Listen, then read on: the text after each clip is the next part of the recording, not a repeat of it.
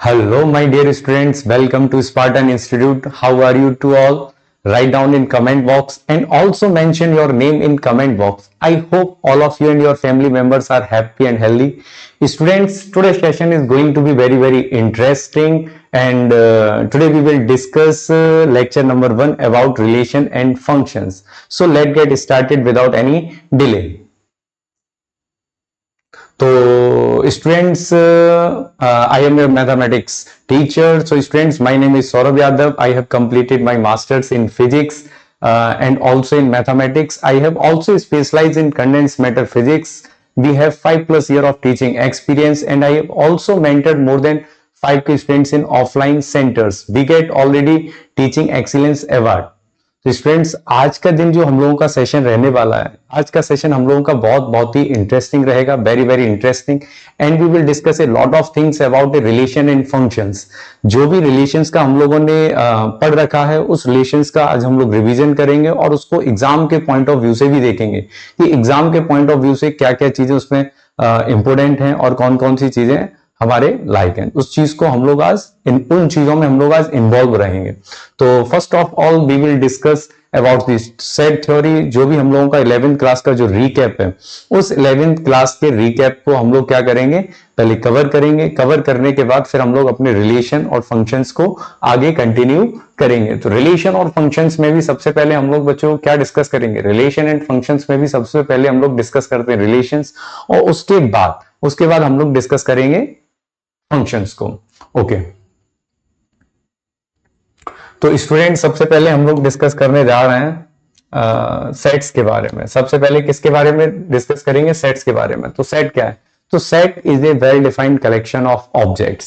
Sets क्या है, set is a well defined collection of objects. अगर हमारे पास किसी भी चीज का अगर हम कलेक्शन ले रहे हैं और वो collection people to people vary नहीं कर रहा है, तो उस चीज को हम सेट बोल सकते हैं। उस चीज को हम क्या बोल सकते हैं, सेट बोल सकते हैं। लेकिन अगर हमारे पास कुछ ऐसी चीजों का कलेक्शन है जो पीपल टू पीपल वेरी कर रहा है, तो उसको हम सेट नहीं बोल सकते। तो इसका मतलब सिंपली सेट क्या हो गया, set is a well defined collection of objects. अब कुछ एग्जांपल्स दिए गए हैं, कुछ एग्जांपल्स गिवन है जिसको हमें जस्टिफाई करना है कि ये सेट्स हैं कि सेट्स नहीं है। तो हम लोग डिस्कस कर रहे हैं। देखो, इसमें सबसे पहले है कि which of the followings are sets, justify your answer. Which of the followings are set, justify your answer. Number 1, the collection of all the months of a year beginning with the letter J. तो beginning with the letter J means हमें उन चीजों का collection लेना है, months मतलब year के उन महीनों का कलेक्शन लेना है जिनका पहला लेटर कहां से स्टार्ट होगा, जे से स्टार्ट होगा। तो जे में कौन आ गया, जनवरी आ गया, जनवरी आ गया, फरवरी, मार्च, अप्रैल, मई, जून।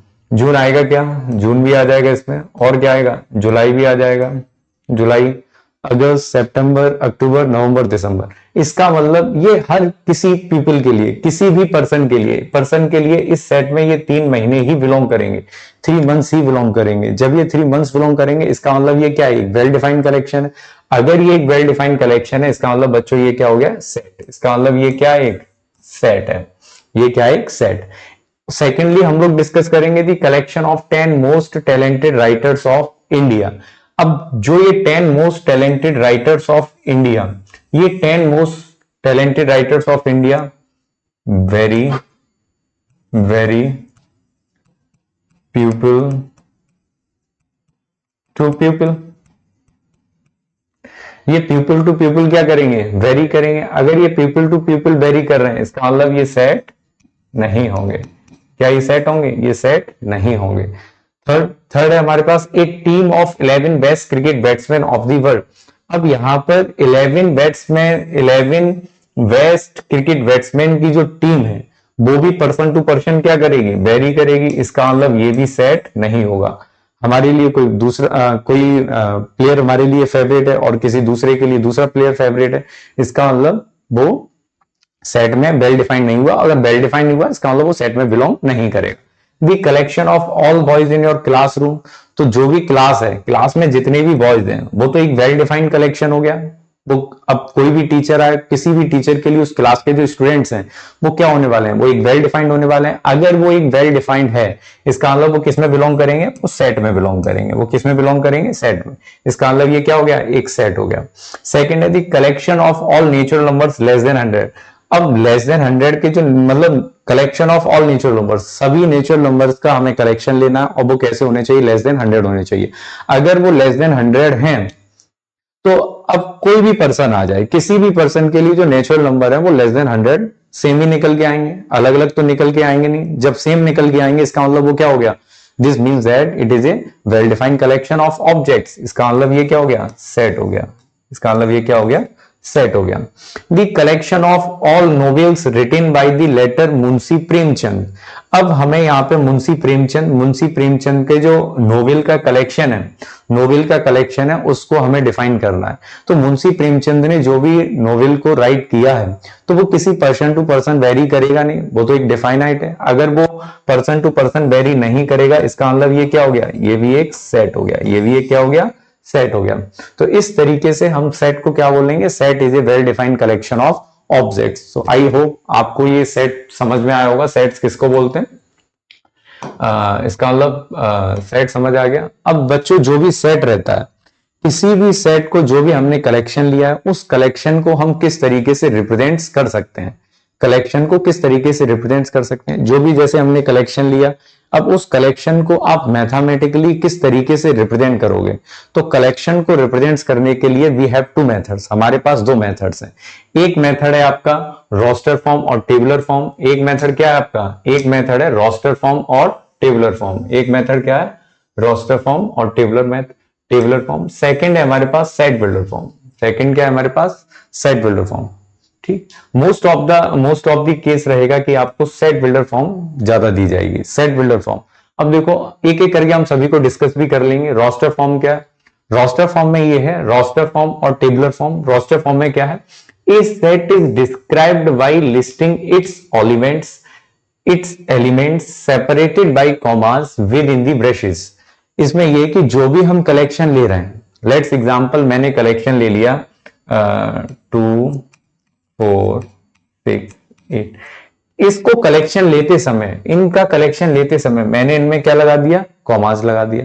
कॉमास लगाने के बाद मैंने इसको क्या कर दिया, एक ब्रशेस में क्लोज कर दिया। इसका मतलब this is the representation of A set.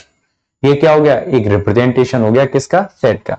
लेकिन हमने ये जो कलेक्शन लिया है, ये कलेक्शन क्या है, हमने ये कलेक्शन लिया है एक इवन नंबर्स का। और इवन नंबर्स कैसे हैं, इवन नंबर्स कैसे हैं, 10 से स्मॉल है, मतलब लेस देन 10 है। इवन नंबर्स कैसे लिए, less than 10। Let's take an example, the set of vowels of English alphabet. तो set of vowels of English alphabet का मतलब हो गया हमारे पास क्या होगा, ए ई आई ओ यू। इसका मतलब ये हमारे पास कितने एलिमेंट हैं, कलेक्शन में कितने एलिमेंट्स आ जाएंगे, ए ई आई ओ यू। अब हमें क्या है, इनको सेपरेट कर देना है। सेपरेट किससे कर देना है, कॉमा से सेपरेट कर देंगे। और सेपरेट करने के बाद इन्हें ब्रशेस में क्लोज कर देना है। इन्हें ब्रशेस में क्या कर देंगे, क्लोज कर देंगे। इसका मतलब हमारे पास एक क्या बन गया, ये एक सेट बन गया और ये रिप्रेजेंटेशन हो गया। और ये कौन सा रिप्रेजेंटेशन है, रोस्टर फॉर्म। हमारे पास ये रिप्रेजेंटेशन हो गया और रिप्रेजेंटेशन में भी ये कौन सी फॉर्म है, एक रोस्टर फॉर्म है। ये कौन सी फॉर्म है, roster form. Second example, if A is the set of all prime numbers less than 11। तो हमें सबसे पहले कलेक्शन लेना है, किसका कलेक्शन हमें लेना है, प्राइम नंबर्स। और वो प्राइम नंबर्स किस तरीके से हैं, वो प्राइम नंबर लेस देन 11 है। वो प्राइम नंबर्स कैसे हैं बच्चों, लेस देन 11। अब लेस देन 11 प्राइम नंबर कौन कौन सा आ जाता है, 2 3 5 7 और 9।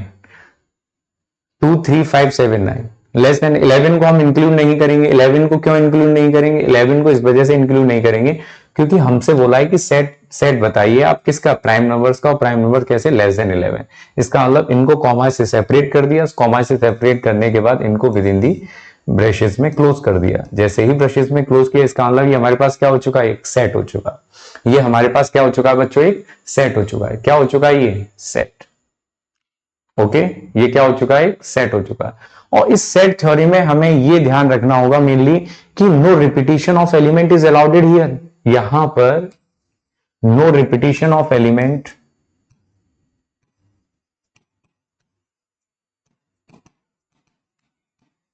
No repetition of element is allowed in, no repetition of element is allowed, यहां पर किसी भी एलिमेंट का रिपीटिशन नहीं चलेगा। अगर आप सेट लिखते समय कोई एलिमेंट अगर रिपीट हो जा रहा है तो आपको उसको रिपीट नहीं कर रहा है, एक ही बार लिख देना है। हम एक ही बार उस एलिमेंट को क्या कर देंगे, लिख देंगे। इसका मतलब यहां पर रिपीटिशन अलाउ नहीं है। अब सेकंड देखो, सेकंड में है सेट बिल्डर फॉर्म। सेकंड कौन सी फॉर्म है हमारे पास, set builder form. Set builder form में क्या होगा, a set is described by some special properties satisfied by all of its element and write it as. अब जो भी सेट बिल्डर फॉर्म है, सेट बिल्डर फॉर्म में हम एक ऐसी कैरेक्टराइजिंग प्रॉपर्टी को लिखेंगे जो सेट के प्रत्येक एलिमेंट को सेटिस्फाई करनी चाहिए, जो सेट के प्रत्येक एलिमेंट को क्या करेगी, सेटिस्फाई।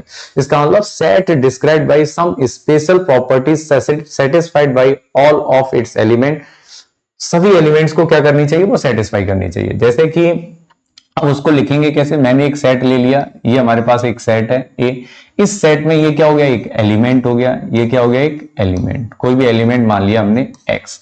उस एलिमेंट्स की हमने यहाँ पे क्या लिख दी, प्रॉपर्टीज लिख दी, जो भी प्रॉपर्टीज है वो प्रॉपर्टीज लिख दी।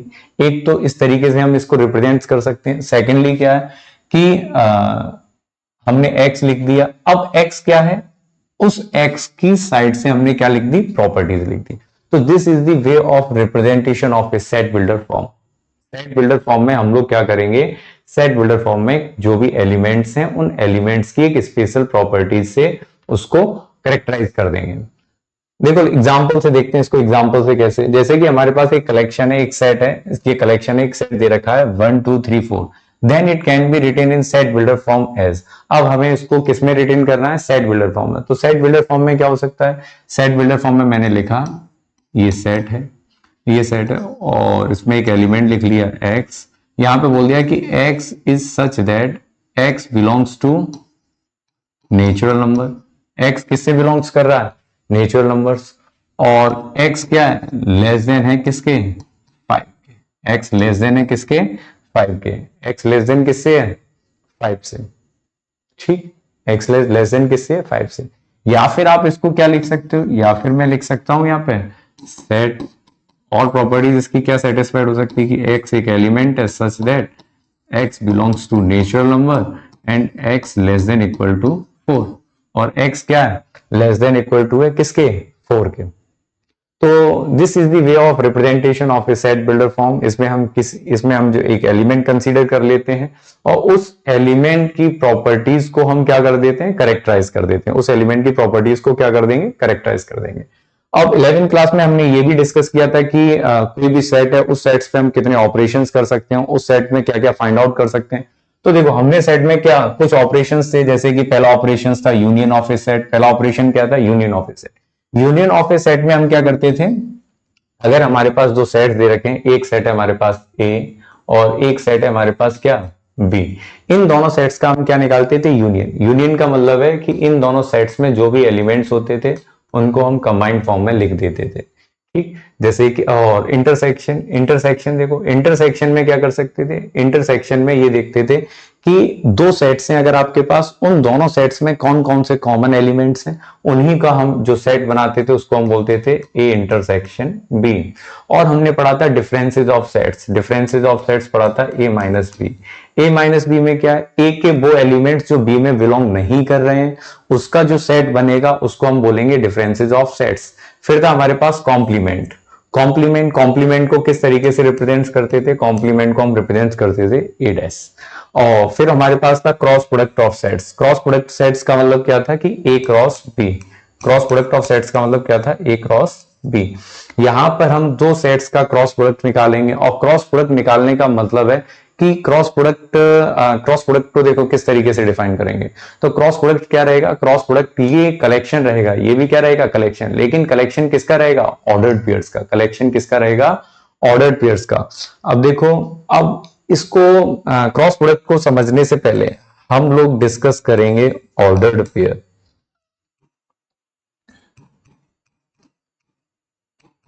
हम लोग क्या डिस्कस करेंगे, ऑर्डर्ड पेयर। इसको समझने से पहले बच्चों हम लोग क्या डिस्कस करेंगे, ऑर्डर्ड पेयर्स। अब देखिए ऑर्डर्ड पेयर्स क्या है। ऑर्डर्ड पेयर, ऑर्डर्ड पेयर क्या है कि अगर हमारे पास कोई एलिमेंट्स हैं, उन एलिमेंट्स को अगर हमने उन एलिमेंट्स को हमने एक ब्रैकेट में बंद करके एक ऑर्डर, एक डिफाइनाइट ऑर्डर में ब्रैकेट में बंद करके लिख दिया, उसी को हम बोलेंगे ऑर्डर्ड पेयर। जैसे कि हमारे पास दो एलिमेंट्स हैं, मैंने बोल दिया यहाँ पे हमारे पास कितने एलिमेंट्स हैं, दो एलिमेंट्स हैं। दो एलिमेंट्स हैं, जैसे कि एक एलिमेंट है a1 कॉमा b1, ठीक है। अब मैंने यहाँ पे एक a1 एलिमेंट ले लिया और एक सेट से मैंने क्या ले लिया, b1 एलिमेंट्स ले लिया। इनका ये क्या बन गया, एक ऑर्डर्ड पेयर बन गया। इनका क्या बन गया, एक ऑर्डर्ड पेयर। तो ऑर्डर्ड पेयर, एक ऑर्डर्ड पेयर दूसरे ऑर्डर्ड पेयर के जो सेकंड मतलब किसी दूसरे जो सेकंड ऑर्डर पेयर है उसके बराबर कब हो सकता है, अगर एक ऑर्डर्ड पेयर है a1 कॉमा b1 और दूसरा ऑर्डर्ड पेयर है a2 कॉमा b2। ये दोनों बेटा तभी इक्वल हो सकते हैं जब इसका फर्स्ट एलिमेंट और सेकंड वाले के फर्स्ट एलिमेंट के कैसे हो, बराबर हो। इसका मतलब यहां से a1 और यहां से a2, जब a1 किसके बराबर हो, a2 के, एंड b1 किसके बराबर हो, b2 के। तो this is the condition by which two ordered pairs are equal. इस कंडीशन की वजह से ही दोनों ऑर्डर्ड पेयर्स क्या हो जाएंगे, इक्वल हो जाएंगे। देखो चलो हम लोग क्वेश्चन सॉल्व करते हैं। इस क्वेश्चन में ये दो ऑर्डर्ड पेयर्स दे रखे हैं एग्जाम्पल में, देखो हमारे पास दो ऑर्डर्ड पेयर्स दे रखे हैं। इन दोनों ऑर्डर्ड पेयर्स में क्या है कि हमें x एंड y की वैल्यूज फाइंड आउट करनी है। मतलब we want to find out the values of x and y when two ordered pairs are equal. तो ये हमें पता है कि दो ऑर्डर्ड पेयर्स तभी इक्वल हो सकते हैं जब पहले ऑर्डर पेयर का फर्स्ट एलिमेंट और सेकंड ऑर्डर पेयर का फर्स्ट एलिमेंट दोनों कैसे हो जाएं, इक्वल हो जाएं। तो इसका मतलब x/3 plus 1 should be equal to 5/3। And secondly क्या है, सेकेंडली है y माइनस के 2/3 शुड बी इक्वल टू 1/3। अब इसको सॉल्व कर लो। जैसे ही इसको सॉल्व करोगे तो क्या आएगा, x/3 इज इक्वल टू इसमें से 5/3 माइनस के 1, 5/3 माइनस 1। इसको जैसे ही सॉल्व किया तो यहां से x/3 इज इक्वल टू कितना आ गया, x/3 इज इक्वल टू, जैसे इसको सॉल्व करेंगे बच्चों तो क्या आएगा, यहां पर आएगा, यहाँ पे कितना आ जाएगा 2/3। इसका मतलब 3 से 3 कैंसिल, तो x किसके इक्वल आ गया, 2 के इक्वल आ गया। और x 2 के इक्वल आ गया। यहां से मैंने y को सॉल्व किया, y को सॉल्व करोगे तो कितना आएगा, y इज इक्वल टू आ जाएगा 2/3 प्लस के 1/3 दैट्स इज 1। y की वैल्यू कितनी आ गई, 1 आ गई। तो x की वैल्यू 2 आ गई एंड y की वैल्यू 1 आ गई। तो इस तरीके से हम x एंड y की वैल्यूज को यहां से क्या कर लेंगे, फाइंड आउट कर लेंगे। तो इस तरीके से हम x और y की वैल्यूज को बच्चों यहां से क्या कर लेंगे, फाइंड आउट कर लेंगे। तो ये यहां से हमें क्या समझ में आया, यहां से हमें ये समझ में आया कि टू ऑर्डर्ड पेयर्स, दो ऑर्डर्ड पेयर तभी इक्वल हो सकते हैं जब उन पहले ऑर्डर्ड पेयर का फर्स्ट एलिमेंट और दूसरे ऑर्डर्ड पेयर का फर्स्ट एलिमेंट इक्वल हो, या पहले ऑर्डर्ड पेयर का सेकंड एलिमेंट और दूसरे ऑर्डर्ड पेयर का सेकंड एलिमेंट भी क्या हो, इक्वल हो। तभी हम जाके इसको क्या बोल सकते हैं कि दोनों ऑर्डर्ड पेयर कैसे हैं, इक्वल है। दोनों ऑर्डर्ड पेयर कैसे इक्वल है। अब बच्चों हम लोग मतलब we will discuss about the Cartesian product of sets. अब हम किसका डिस्कशन करेंगे, कार्टेशियन प्रोडक्ट ऑफ सेट्स का। कार्टेशियन प्रोडक्ट ऑफ सेट्स देखो क्या है, कार्टेशियन प्रोडक्ट ऑफ सेट्स में हम लोग क्या लेते हैं, ऑर्डर पेयर्स लेते हैं। कार्टेशियन प्रोडक्ट ऑफ सेट्स में क्या लेते हैं, ऑर्डर पेयर। तो कार्टेशियन प्रोडक्ट ऑफ सेट क्या है, the set of all ordered pairs, the set of all ordered pairs. हमें ये जो भी कार्टेशियन प्रोडक्ट है, दो सेट्स का जो भी हम कार्टेशियन प्रोडक्ट फाइंड आउट कर रहे हैं, वो कार्टेशियन प्रोडक्ट क्या रहता है, वो सेट रहता है किसका, ऑल ऑर्डर्ड पेयर्स का। वो सेट किसका रहता है, ऑल ऑर्डर्ड पेयर्स का। किसका, ऑल ऑर्डर्ड पेयर्स का। जैसे कि हमारे पास एक सेट है A और एक सेट क्या है V। इन दोनों सेट्स का मैं क्या करूंगा, इन दोनों सेट्स का क्रॉस प्रोडक्ट में निकालूंगा। तो ये जो क्रॉस प्रोडक्ट है ये निकल के आएगा क्या, ये set of all ordered pairs. मतलब ये मैंने एक ऑर्डर्ड पेयर बना लिया, दूसरा ऑर्डर्ड पेयर बना लिया, तीसरा ऑर्डर्ड पेयर बना लिया। ऐसे ही जो भी ऑर्डर्ड पेयर निकल के आएंगे उन ऑर्डर्ड पेयर का ये क्या हो गया, एक सेट हो गया। उसी को मैं क्या बोलूंगा, Cartesian product of two sets. उसको मैं क्या बोलूंगा, Cartesian product of two sets. Cartesian product of 3 sets भी पॉसिबल है और भी पॉसिबल है, लेकिन अभी हम लोग कितने का डिस्कस करेंगे, सिर्फ हम लोग 2 का डिस्कस करेंगे। तो Cartesian product of 2 sets, Cartesian product of set समझ में आ गया। कार्टेशियन प्रोडक्ट ऑफ सेट्स क्या है? It is the collection, it is the set of all the possible ordered pairs. जितने भी पॉसिबल ऑर्डर्ड पेयर हैं उन पॉसिबल ऑर्डर्ड पेयर का ये क्या है? सेट है। अब ऑर्डर्ड पेयर देखिए कहां से आएंगे। ऑर्डर्ड पेयर, यहां पे जो ऑर्डर्ड पेयर आएगा, ऑर्डर्ड पेयर का जो फर्स्ट एलिमेंट यहां पे फिल्ड होगा वो सेट ए से आना चाहिए, और सेकंड एलिमेंट जो फिल्ड होगा वो सेट कहां से आना चाहिए? बी से आना चाहिए। यहां पे जो एलिमेंट है वो कहां से आना चाहिए? फ्रॉम सेट ए, और यहां से जो एलिमेंट है वो कहां से आना चाहिए? From set B. कहां से आना चाहिए? सेट बी से। अब हम लोग एक एग्जांपल ले लेते हैं, एग्जांपल से देखते हैं। एग्जांपल, हमारे पास एक सेट है 2, 4, 6, और एक पॉसिबल सेट है बच्चों बी। एक पॉसिबल सेट कितना? वी, और वी कितना है? 1, 2। अब हमें इसके निकालने हैं कार्टेशियन प्रोडक्ट। हमें इसका क्या निकालना है? Cartesian product. हमें क्या सॉल्व करना है बच्चों? Cartesian product. क्या सॉल्व करना है? Cartesian product. देखिए कार्टेशियन प्रोडक्ट को कैसे फाइंड आउट करेंगे। A cross B, A cross B, A cross B कैसे निकालेंगे? A cross B, A cross B is the क्या है? ये हम लोग इसको फाइंड आउट 11 क्लास में भी कर चुके हैं। कार्टेशियन प्रोडक्ट में क्या लेते हैं कि ए क्रॉस बी निकालना है तो पहला एलिमेंट सेट ए से आना चाहिए, पहले एलिमेंट मतलब सेट ए से आने चाहिए, और उसके सभी और पॉसिबल ऑर्डर्ड पेयर्स निकालना है। अब पॉसिबल ऑर्डर्ड पेयर्स 2 किसके साथ जाएगा? पहले 1 के साथ जाएगा, तो 2, 1 एक ऑर्डर्ड पेयर हो गया। दूसरा कितना हो गया? 2, 2 कॉमा लगाया। फिर पॉसिबल ऑर्डर्ड पेयर कितना है? 4, 1। सेकेंड पॉसिबल ऑर्डर पेयर कितना है? 4, 2। अगला पॉसिबल ऑर्डर पेयर कितना है? 6 किसके साथ जाएगा? 1 के साथ जाएगा। और अब 6 किसके साथ जाएगा? 2 के साथ जाएगा। तो इस तरीके से हम एक ऑर्डर पेयर निकाल लेंगे। इस तरीके से बच्चों हम लोग क्या निकाल लेंगे? Order pair. अब इंटरेस्टिंग बात देखिए यहां पे, इस जो ये सेट निकल के आया ए क्रॉस बी जो हम लोगों ने निकाला, ए क्रॉस बी क्या एक सेट है? ए क्रॉस बी क्या एक सेट है? इस ए क्रॉस बी में अब हमें ये देखना है कि नंबर ऑफ एलिमेंट्स कितने निकल के आए। तो नंबर ऑफ एलिमेंट्स को मैं काउंट कर रहा हूं 1, 2, 3, 4, 5, 6। यहां पे कितने एलिमेंट्स निकल के आए? 6 एलिमेंट्स निकल के आए। कितने एलिमेंट्स निकल के आए? 6। इसका मतलब मैं यहां से ये बोल सकता हूं कि नंबर ऑफ एलिमेंट्स, यहां से मैं क्या बोल सकता हूं? Number of elements in A cross B is equal to, A set में कितने एलिमेंट्स हैं? ए सेट में एलिमेंट्स है 3, तो number of elements in set A into number of elements in set B. ये फॉर्मूला निकल के आया। और अगर ये फॉर्मूला निकल के आया है तो मैं ये देखता हूं कि चेक करके देखता हूं कि कितने एलिमेंट्स निकल के आ रहे हैं। Number of elements in A कितना है? 3, और number of elements in B कितना है? 2, और ये कितने निकल के आ रहे हैं? 6 निकल के आ रहे हैं। कितने निकल के आ रहे हैं? 6। जस्ट मैंने काउंट किया 1, 2, 3, 4, 5, 6। और ए क्रॉस बी में कितने एलिमेंट निकल के आ रहे हैं? 6 एलिमेंट निकल के आ रहे हैं। अगर ए क्रॉस बी में 6 एलिमेंट निकल के आ रहे हैं तो आज से हमारा फॉर्मूला क्या हो गया कि number of elements in A cross B, number of elements in A cross B, number of elements in A cross B is equal to number of elements in set A into number of elements in set B. ये हमारा बन गया बच्चों formula. ये हमारा क्या बन गया? फॉर्मूला। ओके, देखो एक और क्वेश्चन करेंगे हम कार्टेशियन प्रोडक्ट का। कार्टेशियन प्रोडक्ट का एक और क्वेश्चन करेंगे, बाकी का आप करना। देखो सबसे पहले हमें इस क्वेश्चन में हमारे पास एक सेट गिवन है। सेट क्या गिवन है? A comma B, and B set क्या गिवन है? जिसमें 1, 2, 3 3 एलिमेंट्स हैं, और हमें फाइंड करना है A cross B and B cross A and A cross A and B cross B and A cross B intersection B cross A. तो let's we will discuss. तो हमें निकालना है ए क्रॉस बी। सबसे पहले हम लोग क्या फाइंड आउट कर ले रहे हैं बच्चों? ए क्रॉस बी। तो ए क्रॉस बी देखो, ए क्रॉस बी में सबसे पहला एलिमेंट मुझे कहां से ले, सबसे पहले मुझे ऑर्डर्ड पेयर्स बनाने हैं। ऑर्डर्ड पेयर पहला एलिमेंट कहां से उठाना है? A comma 1।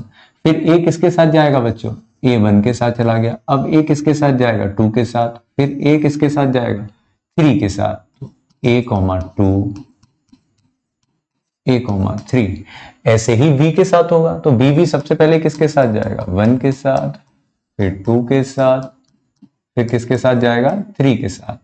इसका मतलब हमने सारे all possible ordered pairs find out कर लिए। इसका मतलब ये हमारे पास क्या निकल के आ गया ए क्रॉस बी। ये हमारे पास क्या निकल के आ गया ए क्रॉस बी। अब बच्चों हमें फाइंड आउट करना है बी क्रॉस ए। अब हमें क्या फाइंड आउट करना है बी क्रॉस ए।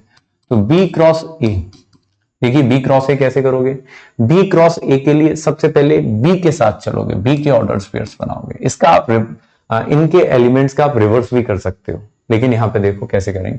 1 किसके साथ जाएगा पहले ए के साथ, फिर 1 किसके साथ जाएगा 1 किसके साथ जाएगा बी के साथ, 2 किसके साथ जाएगा ए के साथ, 2 किसके साथ जाएगा बी के साथ, 3 किसके साथ जाएगा ए के साथ, और 3 अगेन किसके साथ जाएगा बी के साथ। इन दोनों ही केसेस में नंबर, अगर आप एक चीज और देखोगे तो इन दोनों ही केसेस में नंबर ऑफ एलिमेंट्स कितने निकल के आए, सेम निकल के आए। कैसे 1 2 3 4 5, 1 2 3 4 5 6, 1 2 3 4 5 6 ही निकल के आए। दोनों में कैसे निकल के आए 6 निकल के आए। अगेन आप फाइंड आउट कर सकते हो ए क्रॉस ए भी फाइंड आउट कर सकते हो। ए क्रॉस ए सेट कितना गिवन था, सेट ए गिवन है ए कॉमा बी। हमें फाइंड आउट करना है A cross A. A cross A का मतलब है कि हमें ए के उसी सेट के साथ क्रॉस प्रोडक्ट निकालना है। उसी सेट के साथ क्रॉस प्रोडक्ट निकालना है तो ए सबसे पहले किसके साथ जाएगा ए के साथ, फिर ए किसके साथ जाएगा बी के साथ, फिर बी किसके साथ जाएगा ए के साथ, फिर बी किसके साथ जाएगा अगेन खुद के साथ। तो ये हमारा आ गया ए क्रॉस ए। ये 11th क्लास का रिकैप है। आई होप आपको ये सब चीजें आती होंगी। ठीक है बच्चों, अब हमें देखना है A cross B and B cross A. हमें क्या देखना है A cross B and B cross A को किस तरीके से फाइंड आउट करेंगे, A cross B and B cross A.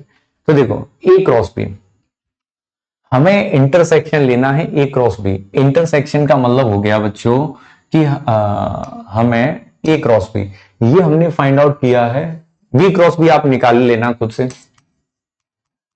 B cross B आपके लिए क्वेश्चन है। अब देखो A cross B and B cross A का हमें इंटरसेक्शन लेना है। अब A cross B and B cross A में कोई भी एलिमेंट्स कॉमन है क्या, यहां पर कोई भी एलिमेंट्स कॉमन नहीं होगा। जब यहां पर कोई भी एलिमेंट्स कॉमन नहीं होगा तो A cross B intersection B cross A आपको क्या मिलने वाला है मिलने वाला। क्या मिलने वाला है 5। इसका मतलब हम ये भी सीख गए कि A cross B intersection B cross A आपको कितना मिलने वाला है 5। कितना मिलेगा बच्चों 5 मिलेगा। A cross B intersection B cross A किसके इक्वल होगा 5 के इक्वल होगा। किसके इक्वल होगा 5 के। किसके इक्वल होगा 5 के। ठीक, आई होप आपको समझ में आया होगा।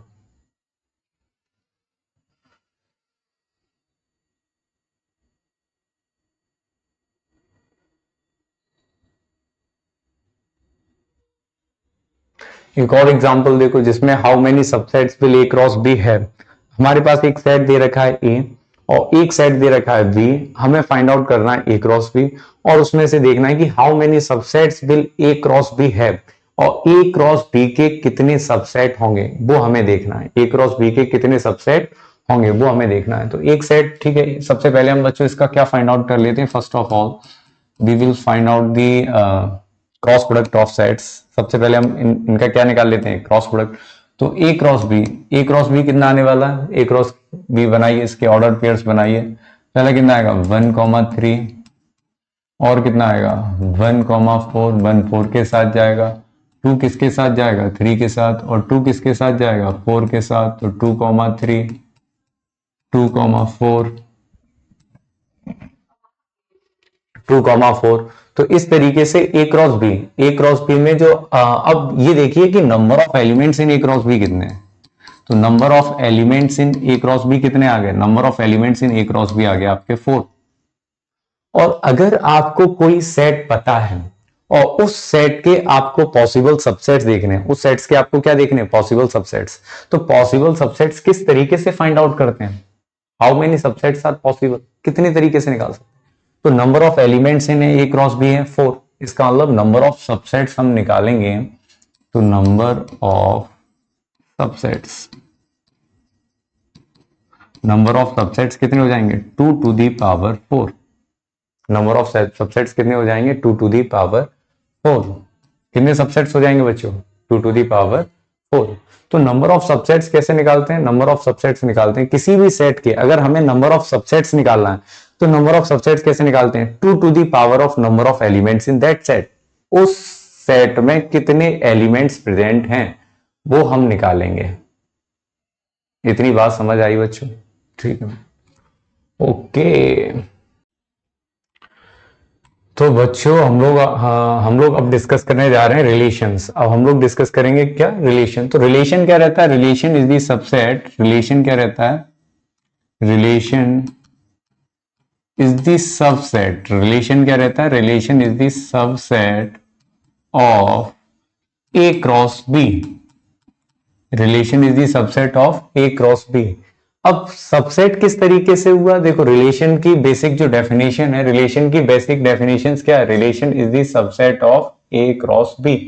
ए क्रॉस बी का मतलब हुआ कि अगर हमारे पास एक सेट है ए और एक सेट है बी, तो हम लोग उसका क्या फाइंड आउट कर लेंगे, उसका क्रॉस प्रोडक्ट फाइंड आउट कर लेंगे। क्रॉस प्रोडक्ट में जो ऑर्डर्ड पेयर्स निकल के आए हैं, उन ऑर्डर्ड पेयर्स का उन ऑर्डर जो ऑर्डर पेयर्स निकल के आए उनसे जो सेट बनेगा वो तो हमारा क्रॉस प्रोडक्ट हो गया। लेकिन cross product is the subset of A cross B, sorry relation is the subset of A cross B. Relation क्या रहने वाला है, सबसेट रहने वाला है किसका, ए क्रॉस बी का। तो relation is the subset of A cross B. देखो एग्जांपल की हेल्प से हम लोग समझते हैं, लेट्स टेक एन एग्जांपल। अगर हमारे पास एक सेट है ए, हमारे पास एक सेट क्या है ए, और सेट कितना है 1, 2, 3, और हमारे पास एक अनदर सेट है बी, और v कितना है a, v, c। एक सेट है हमारे पास a और एक सेट है हमारे पास b। हमें क्या करना है, हमें सबसे पहले इसका first of all we are going to find out the A cross B. सबसे पहले हम इसका क्या निकाल लेते हैं, क्रॉस प्रोडक्ट। तो क्रॉस प्रोडक्ट कैसे निकालोगे, A cross B. Cross product A cross B किस तरीके से निकालेंगे, देखो सबसे पहले हम इसके क्या बनाएंगे, ऑर्डर पेयर्स। तो 1, a, 1, b, 1, c, 2, a, 2, b और 2, c। ऐसे ही हम किसके ऑर्डर पेयर्स बना लेंगे अब 3 के। तो 3, a, 3, b और 3, c। हमारे पास बच्चों ये निकल के आ गया क्रॉस प्रोडक्ट ऑफ ए, मतलब हमारे पास ये निकल के आ गया cross product A cross B. अब रिलेशन क्या रहने वाला है, relation is the subset of A cross B. Relation क्या रहेगा, सबसेट रहेगा किसका, ए क्रॉस बी का। हमारे पास जो हमें ये सेट मिला है, हमें सेट क्या मिला है, ए क्रॉस बी। अब हम लोग रिलेशंस का डिस्कशन करने जा रहे हैं, वेरी वेरी इंटरेस्टिंग रहने वाला है। ए क्रॉस बी हमें क्या मिला है, एक सेट मिला है।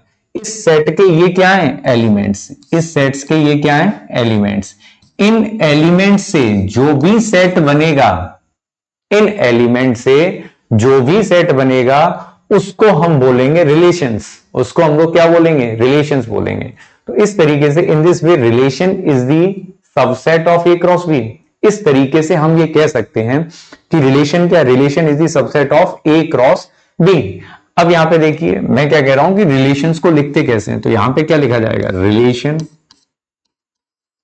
Relation defined, relation defined on set. Relation, कोई भी रिलेशन है वो डिफाइंड हो रहा है कहां से, ए से बी।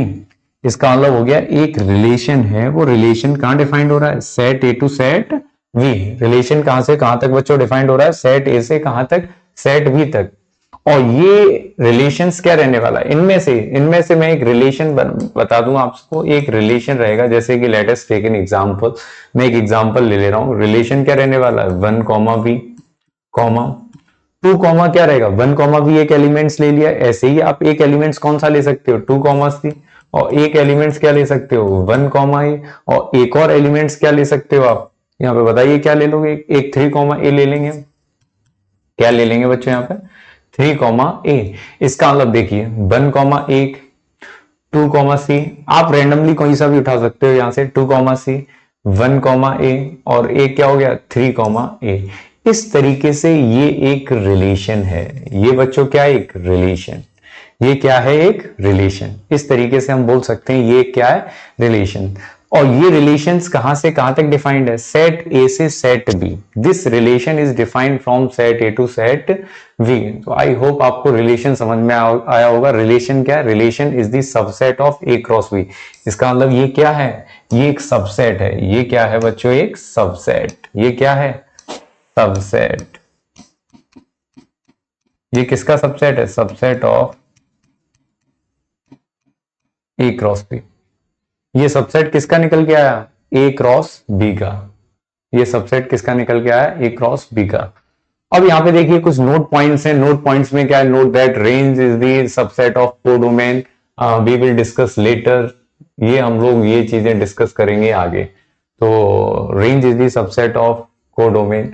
लेकिन यहाँ पे एक चीज देखिए, इफ एन ए का मतलब हो गया if n A is the number of elements in set A, और एन बी का मतलब हो गया number of elements in set B. Number of elements in set B, तो number of elements in set A कितना है, P, और number of elements in set B कितना है, Q. Then number of elements in A cross B कितना हो जाएगा, P into Q. And the total number of relations, total number of relations कितना हो जाएगा, 2 की पावर पी क्यू। 2 की पावर पी क्यू कैसे हो गया, क्योंकि नंबर ऑफ एलिमेंट्स कितने हैं, पी क्यू। और किसी भी, और रिलेशंस क्या है, रिलेशन है आपका एक सबसेट। रिलेशन क्या है, सबसेट। और सबसेट किसका है, relation is the subset of A cross B. और ए क्रॉस बी में जो एलिमेंट्स आएंगे, ए क्रॉस बी में एलिमेंट्स कितने आ गए, पी क्यू। तो ए क्रॉस बी के सबसेट्स कितने बनेंगे, 2 to the power p q. 2 की पावर कितनी, पी क्यू।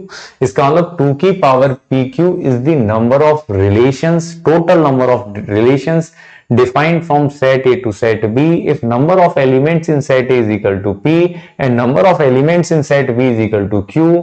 तो total number of relations defined from set A to set B is 2 to the power PQ. 2 की पावर कितना, PQ। ऐसे ही इस पे क्वेश्चन भी करते हैं। देखिए क्वेश्चन क्या है, क्वेश्चन है if R is a relation, if R is a relation define, if R is a relation on a finite set having n elements। एक रिलेशन है और रिलेशन में कितने एलिमेंट्स हैं, n एलिमेंट्स हैं। Then the total number of relations on A. On A का मतलब हो गया बच्चों कि रिलेशंस कहां से कहां डिफाइंड है, set A to set A. Relations कहां से डिफाइंड है, set A to set A. जैसे हम लोग अभी क्या पढ़ते थे, relation is defined from set A to set B. और यहां पर क्वेश्चंस में ये कह रहा है कि relation is defined from set A to set B. इसका मतलब यहां पर number of elements in A cross A कितने होने वाले हैं, एक के पास नंबर ऑफ एलिमेंट्स हैं। एक के पास नंबर ऑफ एलिमेंट्स कितने हैं, मतलब जो पहला सेट है, पहले सेट के पास नंबर ऑफ एलिमेंट्स कितने रहने वाले हैं, पहले सेट के पास नंबर ऑफ एलिमेंट्स हैं n, और दूसरे सेट्स के पास भी नंबर ऑफ एलिमेंट्स कितने हैं n। तो यहां पे कितना हो गया, n स्क्वायर। तो number of possible subsets, number of possible subsets, जो भी पॉसिबल सबसेट्स हैं, पॉसिबल सबसेट्स क्या हो जाएगा, 2 raise to the power n square. Number of subsets कितने हो जाएंगे, 2 raise to the power n square. इसका मतलब ऑप्शंस कौन सा हो गया, 2 to the power n square. कितने हो जाएंगे, 2 to the power n square. कितने हो जाएंगे बच्चों, 2 to the power n square. Okay, देखो रिप्रेजेंटेशन ऑफ ए रिलेशन। अब हम लोग देखेंगे representation of a relation. Representation of a relations का मतलब है किसी भी रिलेशंस को हम किस तरीके से रिप्रेजेंट करेंगे। मतलब जैसे हमारे पास कोई रिलेशन है, उस रिलेशंस को हम कितने वे हैं, कितने तरीके हैं, कितने तरीके से हम उसको रिप्रेजेंट कर सकते हैं, वो हमें देखना है। इसका मतलब पहला क्या हमारा रोस्टर फॉर्म। रोस्टर फॉर्म में क्या है कि कोई भी रिलेशंस दे रखा है, किसी भी रिलेशंस को आप क्या कर सकते हो, किसी भी रिलेशंस को आप रिप्रेजेंट कर सकते हो। जैसे कि मैंने एक सिंपली एक रिलेशंस ले लिया, एक रिलेशंस ले लिया R, एक रिलेशंस ले लिया। ये रिलेशन है किसका, 0,0, एक रिलेशन से ले लिया मैंने -1,1, कॉमा, और अब मैं क्या लेने वाला हूं, -2,4, मैं यहां पे क्या लूंगा, -2,4, और क्या लेने वाला हूं यहां पे 1,1, और मैं यहां पे क्या ले सकता हूं 1,1, और मैं यहां पे क्या ले सकता हूं 2,4, और मैं यहां पे बच्चों क्या ले सकता हूं 2,4, क्या ले सकता हूं यहां पे 2,4। इसका मतलब दिस इज द रिलेशन, ये क्या है बच्चों, एक रिलेशन है, और ये रिलेशन किसका है, A square is equal to B का, ये रिलेशन किसका है, A square is equal to B का, जहां पर ए ये बिलोंग कर रहा है किसे, सेट ए से, ये किससे बिलोंग कर रहा है, सेट ए से, और वी बिलोंग कर रहा है किससे, सेट बी से, वी बिलोंग किससे कर रहा है, सेट बी से, बी किससे बच्चों बिलोंग कर रहा है, सेट बी से, ठीक ठीक। Set builder form, set builder form देखो, सेट बिल्डर फॉर्म में क्या है, सेट बिल्डर फॉर्म में हमें एक रिलेशन स्टेब्लिश करना है, क्या स्टेब्लिश करना है बच्चों, एक रिलेशंस, और रिलेशंस कैसे स्टेब्लिश करोगे, यहां पर मैंने बोल दिया एक सेट है, एक रिलेशन है, एक रिलेशन आपको गिवन है, और रिलेशन कैसे गिवन है, रिलेशन गिवन है 1,1, 2,1, सॉरी 2,1/2, एक रिलेशन कितना गिवन है 2,1/2, और एक और एलिमेंट गिवन है जिसमें दे रखा है 3,1/3, 4,1/4, इस तरीके से रिलेशन आपको गिवन है, इस तरीके से बच्चों क्या गिवन है, एक रिलेशंस, और इस रिलेशंस में, इस रिलेशंस को हमें लिखना है सेट बिल्डर फॉर्म, और सेट बिल्डर फॉर्म क्या थी, सेट बिल्डर फॉर्म में हम किसी स्पेशल प्रॉपर्टीज को करेक्टराइज करते हैं, स्पेशल प्रॉपर्टीज को, जैसे रिलेशंस, रिलेशंस में क्या आएंगे, ऑर्डर्ड पेयर आएंगे, तो ए कॉमा बी, एक ऑर्डर्ड पेयर लिख दिया, ऑर्डर्ड पेयर लिखने के बाद सच दैट यहां पर जो ए है, ए क्या एक रियल नंबर है, नहीं सॉरी, ए किससे बिलोंग कर रहा है, सेट ए से, यहां पे जो ए है वो किससे बिलोंग कर रहा है, सेट ए से, एंड बी किससे बिलोंग कर रहा है, सेट बी से, और वी किससे बिलोंग कर रहा है, सेट बी से, और रिलेशन क्या स्टेब्लिश है, रिलेशन है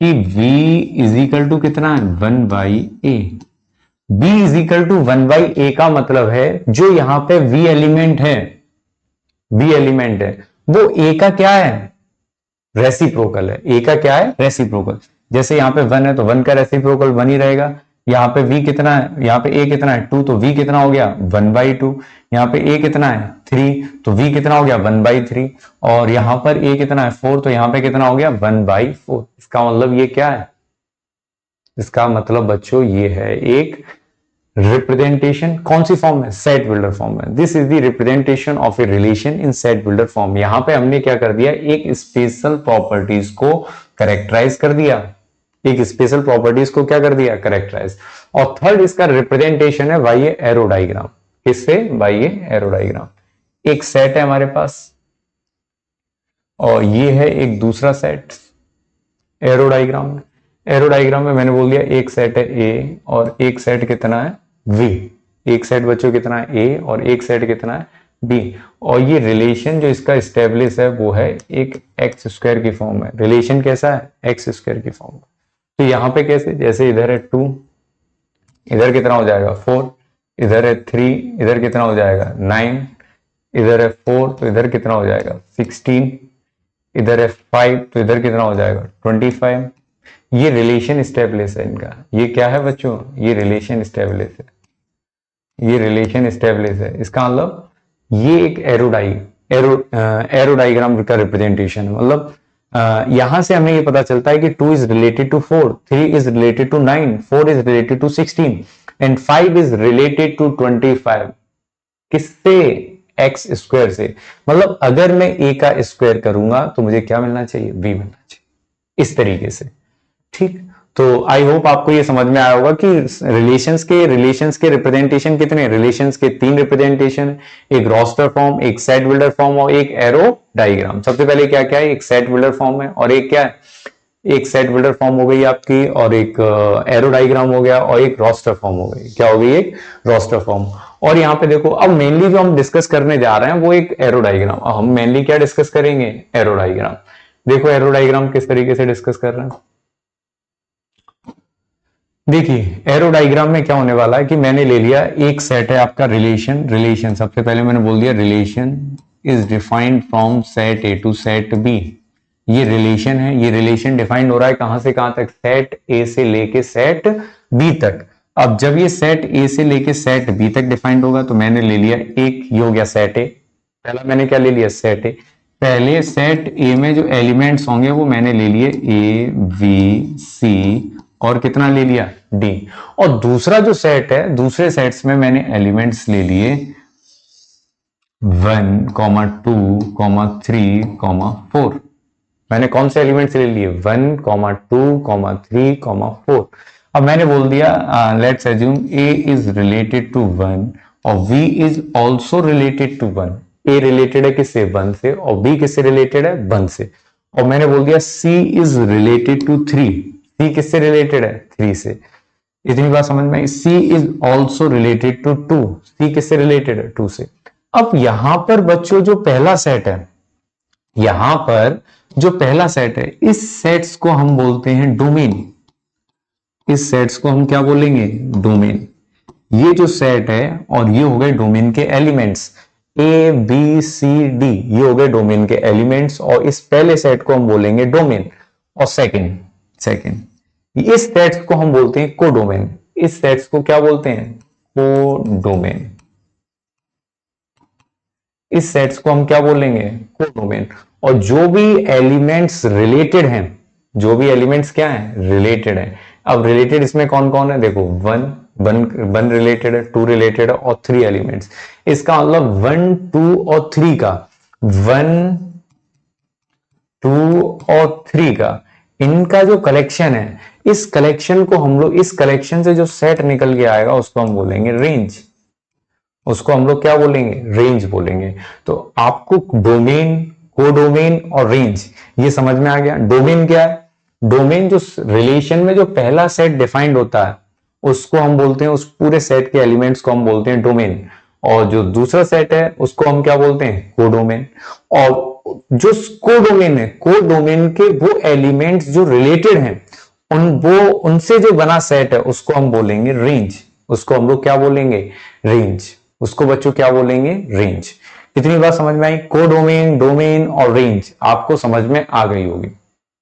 कोडोमेन, डोमेन और रेंज क्या रहता है? कोडोमेन, डोमेन और रेंज आपको समझ आ गई होगी।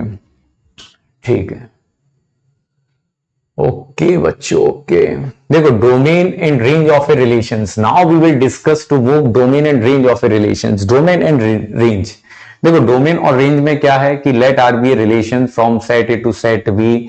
इसका मतलब इसमें ये कह रहा है कि एक रिलेशन है, एक रिलेशन कहां से कहां डिफाइंड हो रहा है? सेट ए से लेके बच्चों सेट वी तक। इसका मतलब let R be a relation from set A to set B, then the set of all first components, then the set of first all components or coordinates of the ordered pairs belonging to R, belonging to R का मतलब relations, is called the domain of R। उसको हम क्या बोलेंगे? Domain बोलेंगे। while the set of all second components or coordinates of the ordered pair in R is called the range of R। उसको हम क्या बोलेंगे? रेंज बोलेंगे। रेंज का मतलब जो भी हमारा, जैसे एक रिलेशंस था, एक रिलेशंस को हम लोगों ने कैसे लिखा था? रिलेशंस को लिखा था कि relation is defined as the, यहां पर सच दैट, यहां पर x बिलोंग्स टू सेट, यहां पर a belongs to set a, यहां पर क्या होगा?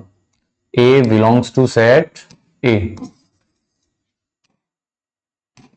यहां पर रहेगा a belongs to set a and v belongs to set b। और v किससे बच्चों बिलोंग करेगा? सेट b से। तो इसमें ये इसमें कोई रेंज और डोमेन की बात आती है तो जितने भी एलिमेंट्स हैं ये आएगा आपका डोमेन में। ये किस में आ जाएगा? डोमेन में। और ये किस में आएगा? ये आएगा आपका रेंज में। ये किस में आ जाएगा? रेंज में आ जाएगा।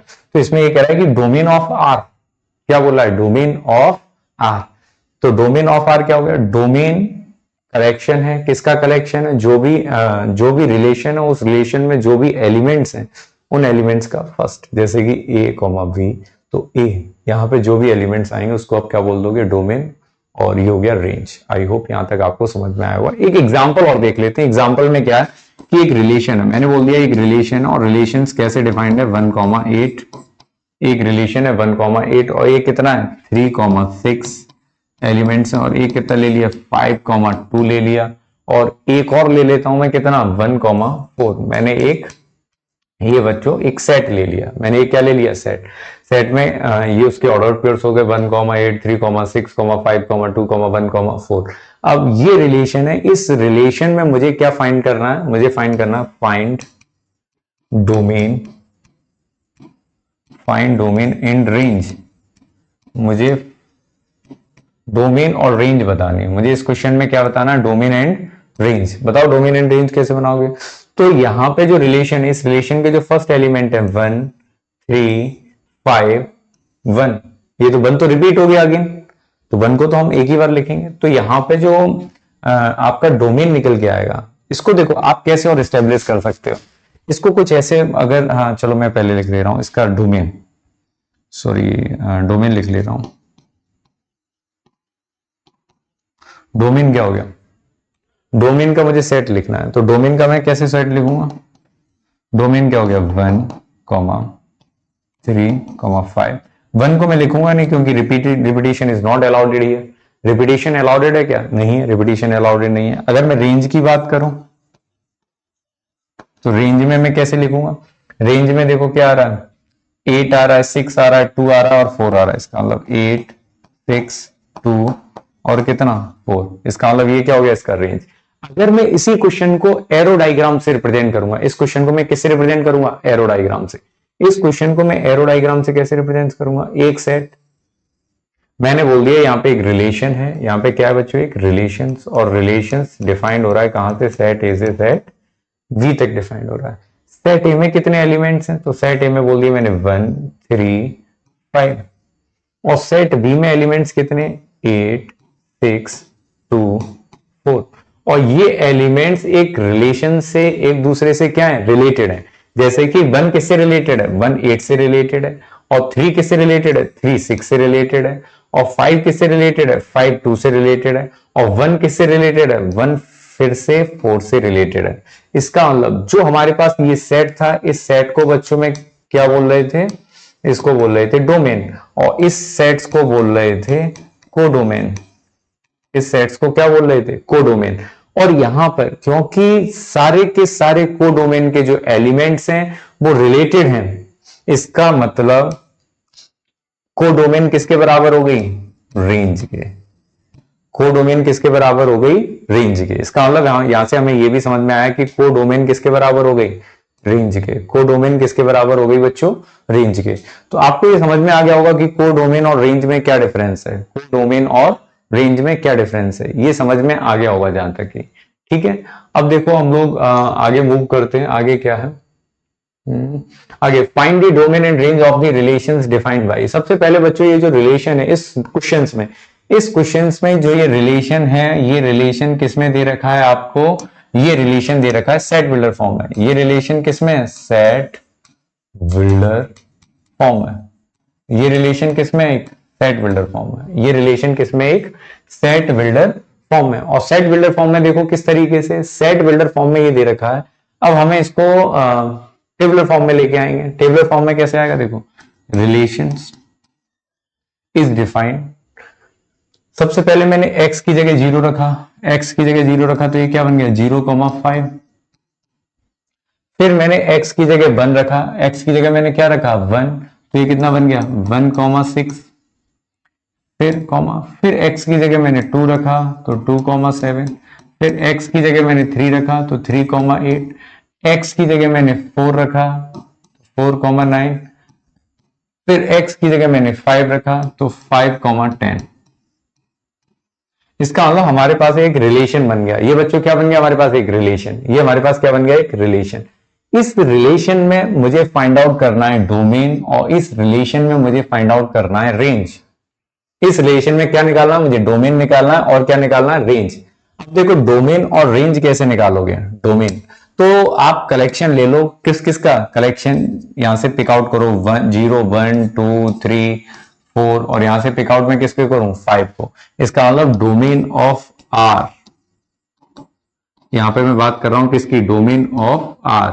अगर मैं यहां पे डोमेन ऑफ आर की बात करूंगा, मतलब डोमेन ऑफ रिलेशन आर, ये कितना हो जाएगा 0 1 2 3 4 5। बच्चों ये हो गया डोमेन। अगर मैं बात करूंगा रेंज ऑफ आर की, अगर मैं किसका डिस्कशन कर रहा हूं, रेंज ऑफ आर की, तो रेंज ऑफ आर क्या हो जाएगा, रेंज ऑफ आर हो जाएगा यहां से 5,6,7,8,9,10। इसका मतलब रेंज ऑफ रिलेशन निकल के आ गया। अगर इसी को मैं सेकंड वे में डिस्कस करूं, सेकंड वे में देखो कैसे, by arrow diagram. Second way में मैं कैसे डिस्कस करूं, by arrow diagram. By arrow diagram कैसे निकल के आएगा डोमेन, और कैसे निकल के आएगा रेंज। तो देखते हैं बच्चों, डिस्कस करते हैं। सबसे पहले मैंने ले लिया एक सेट, और यहां पे क्या ले लिया, दूसरा सेट। इस वाले सेट में, इस वाले सेट में ये रिलेशंस कहां से कहां तक डिफाइंड हो रहा है, ये रिलेशन डिफाइंड हो रहा है सेट ए से लेके बच्चों कहां तक, सेट बी तक। ए में कौन कौन से एलिमेंट्स हैं, ए में आपके लाई करेंगे 0 से लेके कहां तक, 5 तक। तो 0 1 2 3 4 एंड 5। और ये रिलेशन किस तरीके से डिफाइंड है, रिलेशन इस तरीके से डिफाइंड है कि x प्लस 5 कितना होना चाहिए यहाँ पे, x प्लस 5। तो ये हो गया आपका सेट ए, और ये हो गया सेट बी। अब x प्लस 5 मतलब x की जगह जैसे ही मैंने 0 पुट किया, तो पहला आउटपुट क्या आया मुझे, 5 आया। और फिर क्या आया मेरे पास, 6 आया। फिर मैंने x की जगह 2 पुट किया, तो कितना आया, 7 आया। और फिर इसका मतलब 0 is related to 5, 1 is related to 6, 2 is related to 7। जैसे ही मैंने x की जगह 3 पुट किया, मेरे आउटपुट में क्या निकल के आया, 8। और जैसे ही मैंने x की जगह 4 पुट किया इस एक्सप्रेशन में, इस एक्सप्रेशन में x की जगह 4 पुट किया, तो मेरे पास क्या आ गया, 9। वैसे ही जैसे ही मैंने x की जगह 5 पुट किया, तो we have got a 10। इसका मतलब 5 इज रिलेटेड टू 10। तो इस तरीके से यहां पे जो सेट निकल के आया है, उसको मैं क्या बोल रहा हूं, उसको मैं बोल रहा हूं रेंज। उसको मैं क्या बोल रहा हूं यहां पे, रेंज। और इसको मैं क्या बोल रहा हूं, डोमेन। इसको मैं यहां पे क्या बोल रहा हूं, डोमेन बोल रहा हूं। तो यहां पे कौन सा क्वेश्चन पिक आउट करोगे, देखिए इसमें पूछा है कि find the domain and range of the relations. Domain के कौन का क्वेश्चन हो गया, डोमेन 0 1 2 3 4 5 4 5 1 2 3 4 5। ये तो हो ही नहीं सकता। फिर इसमें ये कह रहा है कि 5 6 7 8 9 10। इसका मतलब इसमें कितना दे रखा है, 5 6 7 8 9 10। तो इसका मतलब कौन सा क्वेश्चन हो जाएगा, ऑप्शन ए। कितना हो जाएगा, ऑप्शन ए 5 6 7 8 9 10। इतनी बात समझ में आ गई यार किसी को, ठीक है। Find the domain and range of the relations का हम लोगों ने क्वेश्चंस कर लिया। अब देखो आगे। तो a relation from A to itself that is a subset of A cross A is called a relation on set A. मतलब ये नोट पॉइंट में इस वजह से कि अगर कोई जैसे कई क्वेश्चंस आ जाते हैं, उस क्वेश्चंस में कहता है कि relations on set A. Relations on set ए का मतलब ये है कि जो भी रिलेशन है वो डिफाइंड हो रहा है उसी सेट्स के लिए। कहां के लिए डिफाइंड हो रहा है, उसी सेट्स के लिए। इसका मतलब रिलेशन ऑन सेट्स ए का मतलब है relation on defined set A to set, set A to set A. Relation is defined to itself, उसी सेट से रिलेशन डिफाइंड हो रहा है, उसी को हम बोलते हैं रिलेशन ऑन। ठीक है, रिलेशन ऑन सेट है। इनवर्स ऑफ ए रिलेशंस, ये पूरा आपका बच्चों एक रिकैप है। तो इनवर्स ऑफ ए रिलेशंस क्या है, इनवर्स ऑफ ए रिलेशंस को आप रिप्रेजेंट करते हो किससे, आर इनवर्स से is a relation from B to A. अभी तक बच्चों हम लोगों ने क्या किया, हम लोगों ने कहा कि रिलेशन है, relation is defined from set A to set B. अगर अब मैं जाके बोल दूं कि रिलेशन डिफाइंड हो रहा है कहां से, सेट बी से सेट ए, तो उसको मैं बोलूंगा इनवर्स रिलेशन। उसको मैं क्या बोलूंगा, इनवर्स रिलेशन। तो इनवर्स रिलेशन में क्या है कि रिलेशन डिफाइंड होगा कहां से, सेट बी से सेट ए। जैसे कि एक सेट हो गया मेरे पास, एक सेट ए हो गया बच्चों, एक सेट हो गया, एक सेट हो गया ए और एक सेट हो गया बी। अभी मैं रिलेशन डिफाइन कर रहा था कहां से कहां तक, सेट ए से सेट बी तक। इसका मतलब इसके एलिमेंट्स इससे रिलेटेड थे। ये क्या कहलाता था मेरे पास, ये कहलाता था मेरे पास डोमेन, और ये क्या कहलाता था, कोडोमेन। ये क्या कहलाता था, ये मेरे पास क्या कहलाता था, कोडोमेन। ये बच्चों क्या कहलाता था मेरे पास, कोडोमेन। क्या कहलाता था, कोडोमेन। देखो कोडोमेन कैसे, ये मेरे पास कहलाता था कोडोमेन। लेकिन अब यहां पे क्या होगा कि डोमेन और ये हो गया कोडोमेन। अब रिलेशन डिफाइंड होगा कहां से कहां तक, बी से ए तक। जब रिलेशन बी से ए तक डिफाइंड होगा तो हम उसको बोलेंगे आर इनवर्स। उसको क्या बोलेंगे, आर इनवर्स। इनवर्स रिलेशन में जो कोडोमेन है वो तुम्हारा क्या हो जाएगा, डोमेन। और जो डोमेन है वो तुम्हारा क्या हो जाएगा, रिलेशंस या फिर रेंज। ठीक है, तो यहां पे देखो denoted by R inverse is a relation from B to A. तो आर इनवर्स क्या हो जाएगा, वी टू ए। ठीक है, अगर ये कह रहा है कि आर इनवर्स में क्या है कि अगर वी कॉमा ए, इसका मतलब कोई भी ऑर्डर्ड पेयर है, कोई भी ऑर्डर पेयर है जो रिलेशन है बी से, बी रिलेटेड है किससे, ए से। यहां पर इसका मतलब जस्ट इसका अपोजिट, ए रिलेटेड रहा होगा बी से, ए किससे रिलेटेड रहा होगा, बी से। किसमें, एक रिलेशन में। तो उसका इनवर्स क्या हो जाएगा, इनवर्स में हो जाएगा वी रिलेटेड, इनवर्स में क्या हो जाएगा, बी रिलेटेड होगा किससे, ए से। इसका मतलब A comma we belongs to R. A comma B एक ऑर्डर पेयर है, वो बिलोंग कर रहा है किससे, आर से। तो इसका मतलब वी कॉमा ए, जस्ट इसका opposite, B comma A belongs करेगा किससे, आर इनवर्स से। इसका मतलब जो डोमेन, रिलेशन का डोमेन है वो क्या हो जाएगा, रेंज ऑफ आर इनवर्स। जो रिलेशन का डोमेन है वो रेंज हो जाएगा किसका, आर इनवर्स का। और जो रेंज है वो डोमेन हो जाएगा किसका, आर इनवर्स का। जो डोमेन है रिलेशन का वो हो जाएगा रेंज, और जो रेंज है वो क्या हो जाएगा, डोमेन। इसका मतलब डोमेन किस में हो जाता है, रेंज में, और रेंज क्या हो जाता है, डोमेन। इतनी बात समझ में आ गई। ठीक है, यहां पर domain range, domain of relation is equal to range of inverse relation, and range of relation is equal to domain of inverse relation. Domain, domain की क्या हो जाएगी, इनवर्स रिलेशन। जैसे कि हमारे पास एक इनवर्स रिलेशन है, हमारे पास क्या, एक इनवर्स रिलेशन है, मतलब एक, सॉरी, एक रिलेशन है हमारे पास, एक रिलेशन दे रखा है, ये रिलेशन दे रखा है। इस रिलेशन की मुझे क्या निकालना है, इनवर्स रिलेशन निकालना है। इसका मुझे क्या निकालना है, इनवर्स रिलेशंस। तो इनवर्स रिलेशंस के लिए मुझे क्या करना है, इनवर्स रिलेशंस के लिए जो भी ये एलिमेंट्स दे रखे हैं, ये एलिमेंट्स, इनके ऑर्डर को मुझे रिवर्स कर देना है। इनके ऑर्डर को मैं क्या कर दूंगा, रिवर्स। इनके ऑर्डर को देखो कैसे रिवर्स करूंगा। तो पहला क्या है, 1,2, मैं क्या लिखूंगा, 2,1। और सेकंड वाला क्या है, 1,3, तो मैं क्या लिखूंगा यहाँ पे, 3,1। अगला क्या है, 2,3, तो मैं यहाँ पे क्या लिखूंगा, 3,2। मैं यहाँ पे क्या लिखूंगा, 3,2। फिर यहाँ पे क्या लिखा है, 3,2, तो मैं इसको कितना लिखूंगा, 2,3। फिर यहाँ पे कितना है, 5,6, मैं कितना लिखूंगा, 6,5। तो ये हो गया एक इनवर्स रिलेशन। अब इनवर्स रिलेशंस की देखो, हमसे पूछा था find the inverse relation in are inverse, तो हमने यहाँ पे फाइंड आउट कर लिया बच्चों इनवर्स रिलेशंस। लेकिन हम यहाँ पे थोड़ा एक्स्ट्रा और समझना चाहते हैं। एक्स्ट्रा देखो, एक्स्ट्रा क्या समझना चाहते हैं, इस क्वेश्चन की हेल्प से आपको बहुत सारी चीजें क्लियर हो जाएंगी कि बहुत सारी प्रॉब्लम्स ऐसे क्लियर हो जाएंगी। देखिए यहां पर मैंने क्या किया कि मेरे पास एक रिलेशन है और ये रिलेशंस डिफाइंड हो रहा है यहां से। इसको बोल दिया सेट ए और इसको बोल दिया set B. Relations is defined from set A to set B. ठीक, इस सेट के फर्स्ट एलिमेंट है 1, 3, 1, 3, एक 1 और एक 2 और एक 3 और एक 5, 1, 2, 3 और 5 एक, ठीक है, सेट ए। और सेट बी के एलिमेंट्स हैं यहाँ पे 2, 3 और 6। 2, 3, रिपीटिशन इज नॉट अलाउडेड यहाँ पे। 2, 3 और कितना है, 6 है। 2, 3 और 6 है।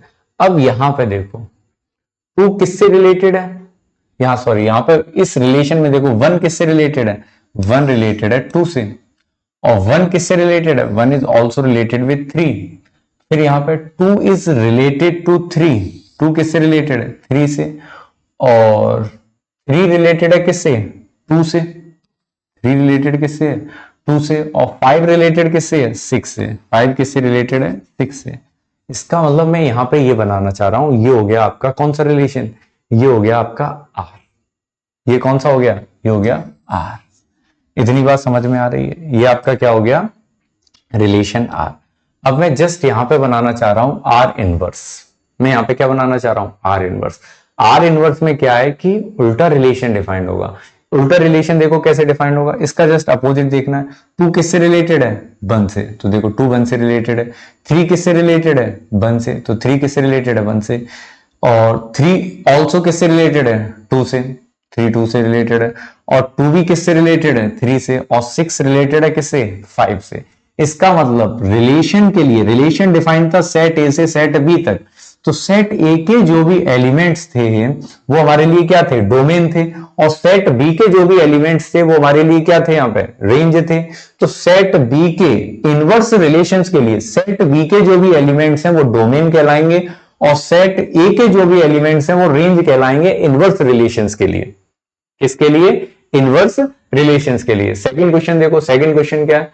सेकंड क्वेश्चन में आर इज इक्वल टू, देखो ये फॉर्म दे रखी है आपकी, इस क्वेश्चंस के लिए जो फॉर्म दे रखी है वो दे रखी है आपकी सेट बिल्डर फॉर्म। कौन सी फॉर्म दे रखी है? Set builder form. मतलब ये रिलेशंस को रिप्रेजेंट किया है सेट बिल्डर फॉर्म में, और सेट बिल्डर फॉर्म में ये कह रहा है कि एक रिलेशन है, वो रिलेशंस देख के रिलेशंस किस तरीके से डिफाइंड है? रिलेशंस डिफाइंड है x plus 2y is equal to 8। कितना डिफाइंड है? x plus 2y is equal to 8। ये रिलेशंस डिफाइंड है। और यहां पे x एंड y क्या है? Belongs to natural number. x, y two belongs to natural number. तो ठीक है, हम रिलेशंस निकालते हैं। देखो रिलेशंस कैसे निकालोगे? रिलेशंस सबसे पहले x की जगह मैंने नेचुरल नंबर यहां पे पुट किया, y की जगह नेचुरल नंबर पुट करता हूं। y की जगह जैसे ही मैंने 1 रखा, y की जगह मैंने 1 रखा, तो आपका x कितना आएगा? x आ गया 6। x कितना आ गया? 6। y की जगह जैसे ही y की जगह मैंने 1 रखा, तो y की जगह 1 रखा तो 8 में से 2 गया, तो कितना आ गया? 6 आ गया। x की वैल्यू कितनी आ गई? 6। अब y की जगह मैंने 2 रखा, क्योंकि 1 के बाद अगला नेचुरल नंबर कौन आएगा? 2 आएगा। तो y की जगह जैसे ही मैंने y की वैल्यू मैंने 2 रखी, तो y की वैल्यू 2 रखने के बाद x की वैल्यू कितनी आ जाएगी? 4 आ जाएगी। x की वैल्यू कितनी आ जाएगी? 4 आ जाएगी। y की वैल्यू मैंने 3 पुट की यहां पर, तो x की वैल्यू कितनी आने वाली? y की वैल्यू 3 पुट की, तो x की वैल्यू कितनी आ जाएगी? 2 आ जाएगी। और जैसे ही मैं y की वैल्यू 4 पुट कर रहा हूं, y की वैल्यू को कितना पुट कर रहा हूं? 4, तो x की वैल्यू कितनी आ जाएगी? जैसे ही y की वैल्यू को मैंने कितना पुट किया? 4, और x की वैल्यू कितनी आ जाएगी? 0। और x की वैल्यू 0 आने का मतलब है कि ये नेचुरल नंबर नहीं है। x की वैल्यू 0 आने का मतलब क्या? ये नेचुरल नंबर नहीं है। इतनी बात समझ में आ गई? इतनी बात बच्चों समझ में आई? तो हमें इसका निकालना है इनवर्स रिलेशंस। इनवर्स रिलेशंस के लिए मैं क्या करूंगा? आर इनवर्स, यहां पे क्या लिखा है? 6,1। ये जो एलिमेंट्स लिखे हैं, इन एलिमेंट्स के ऑर्डर को मैं क्या कर दूंगा? रिवर्स कर दूंगा। तो ऑर्डर को रिवर्स करने का मतलब 1,6, 2,4, फिर कितना लिख दूंगा? 3,2, फिर कितना लिख दूंगा? 3,2। तो this is the inverse relation of set R. इस तरीके से हमने सेट जो भी रिलेशंस था, उस रिलेशंस का मैंने क्या कर दिया? एक इनवर्स रिलेशन निकाल दिया। उसका मैंने क्या कर दिया? Inverse relations of. आप इनवर्स रिलेशन कब निकाल पाओगे? आप इनवर्स रिलेशंस तभी फाइंड आउट कर पाओगे जब जो रिलेशंस है उस रिलेशंस के ऑर्डर्ड पेयर के एलिमेंट्स को हम लोग क्या कर दें? रिवर्स कर दें। ऑर्डर पेयर के एलिमेंट्स को हम लोग क्या कर दें?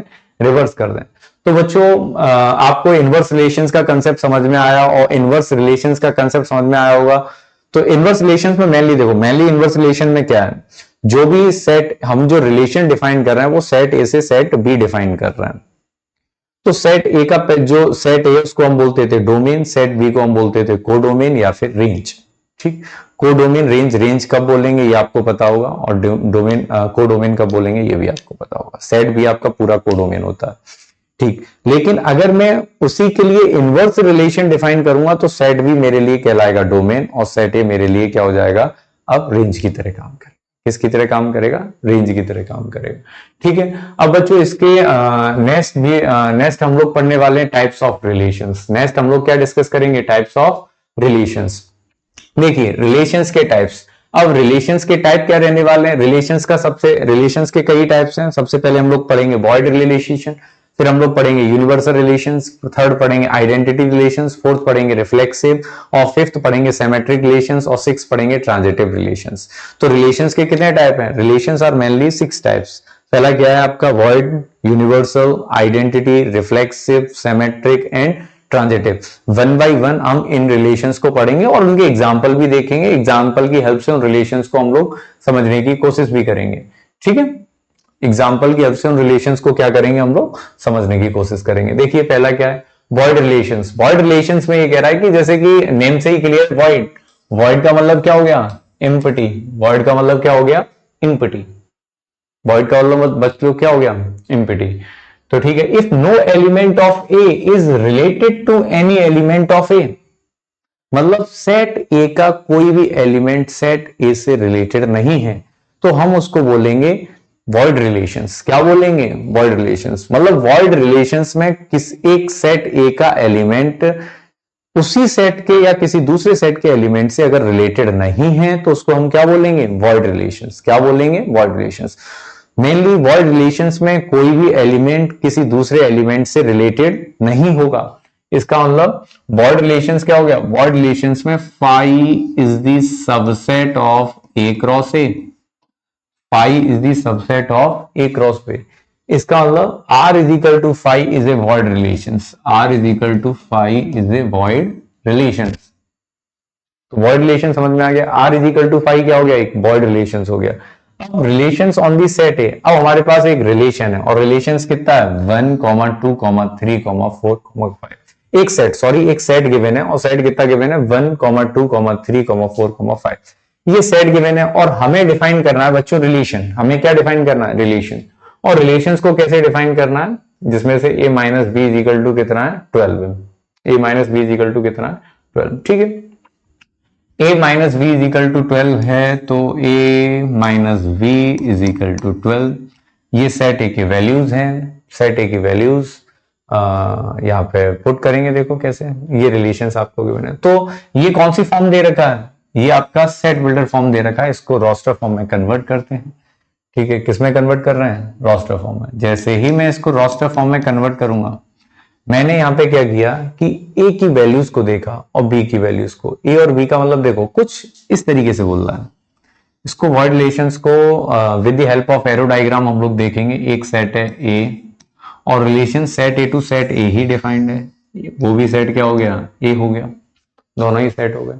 अब मैं रिलेशंस को डिफाइन कर रहा हूं set A to set A. ये रिलेशंस डिफाइंड है। इस सेट ए के अंदर जो एलिमेंट्स है 1, 2, 3, 5 और 4, 1, 2, 3, 4 और 5।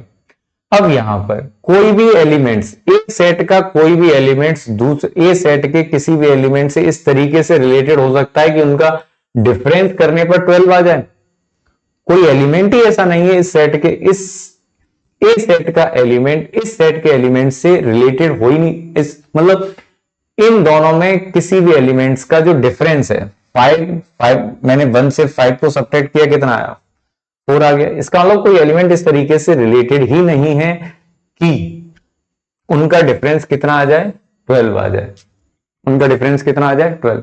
तो इस तरीके से ये क्या हो गया, हमारे पास एक वॉइड रिलेशन हो गया। क्या हो गया, एक void relation.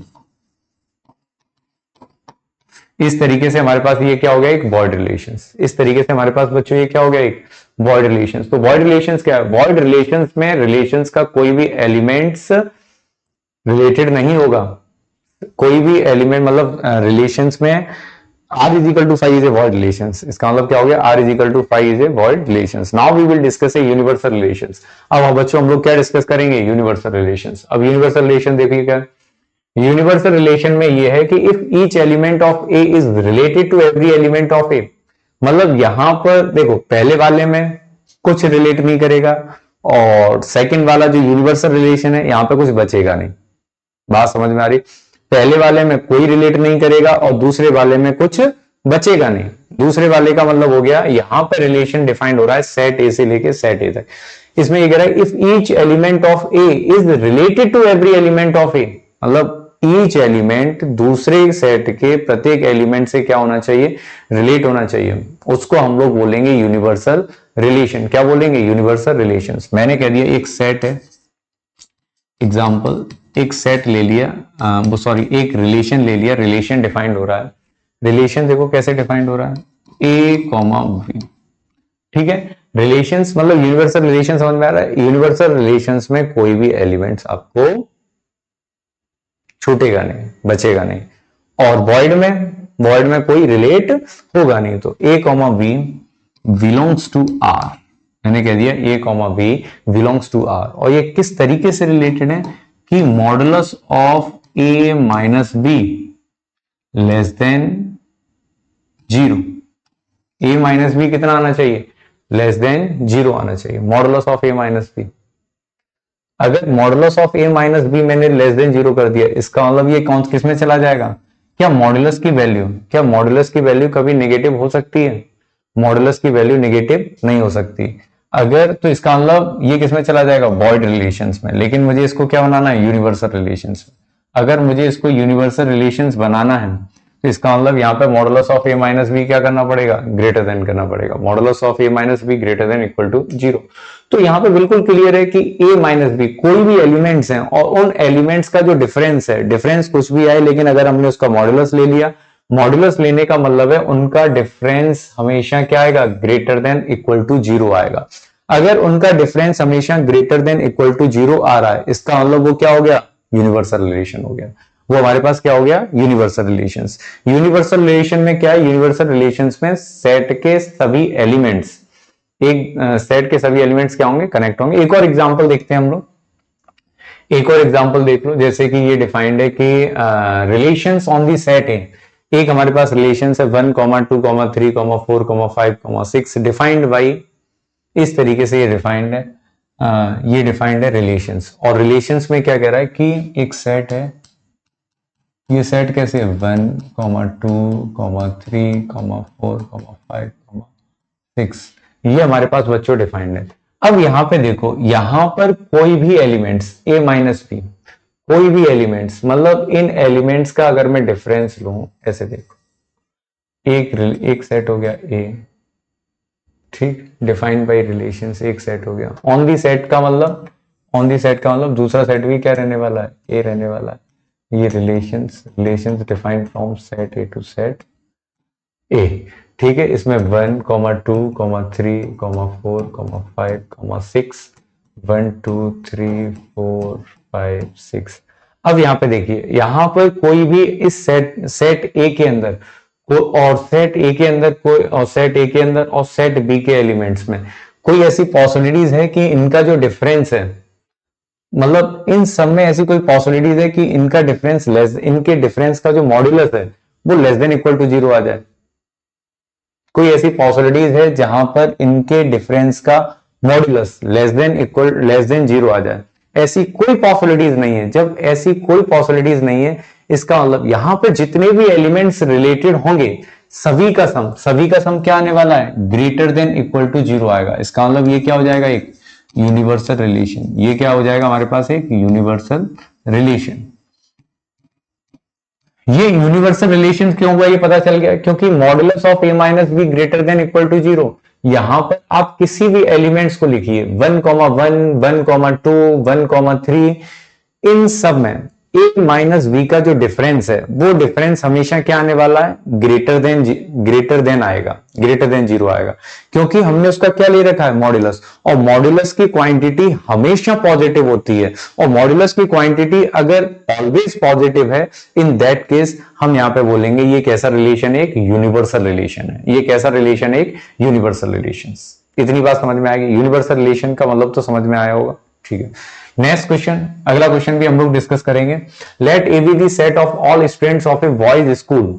Late A be the set of all students of a boys school, मतलब ए क्या है? ए सेट है। ये क्या है हमारे पास? एक सेट है। और ये सेट किसका है? Such that X belongs to boys, ठीक है। और बॉयज किसके? स्कूल्स के। तो that the relation on R A, अब ये सेट गिवन है और इस सेट्स में हमें क्या दे रखा है? एक रिलेशन दे रखा है। और रिलेशन क्या दे रखा है? रिलेशन दे रखा है A comma B, A is a sister of B.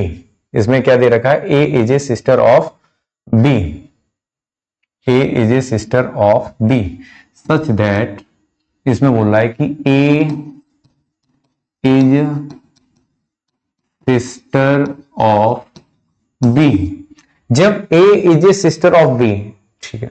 अब एक बात बताओ, जब रिलेशन ही डिफाइंड हो रहा है सेट ए से लेके set A, relation is defined from set A to set A. अब इस ए सेट में, ए सेट में सारे के सारे क्या हैं, बॉयज हैं। सेट ए में बच्चों सारे के सारे क्या हैं, बॉयज हैं। तो यहां पर इसमें कोई, जब यहां पर इन दोनों सेट्स में किसी गर्ल्स का डिस्कशन हो ही नहीं रहा है, तो ए किससे सिस्टर हो सकता है, बी का। जब ए सिस्टर बी का नहीं हो सकता है, इसका मतलब यहां पे जो रिलेशन आएगा वो कैसा रिलेशन आएगा, वॉइड रिलेशन आएगा। रिलेशन कैसा आएगा, वॉइड रिलेशन। रिलेशन बच्चों कैसा आएगा, वॉइड रिलेशन। तो इसका एक पार्ट ये हो गया।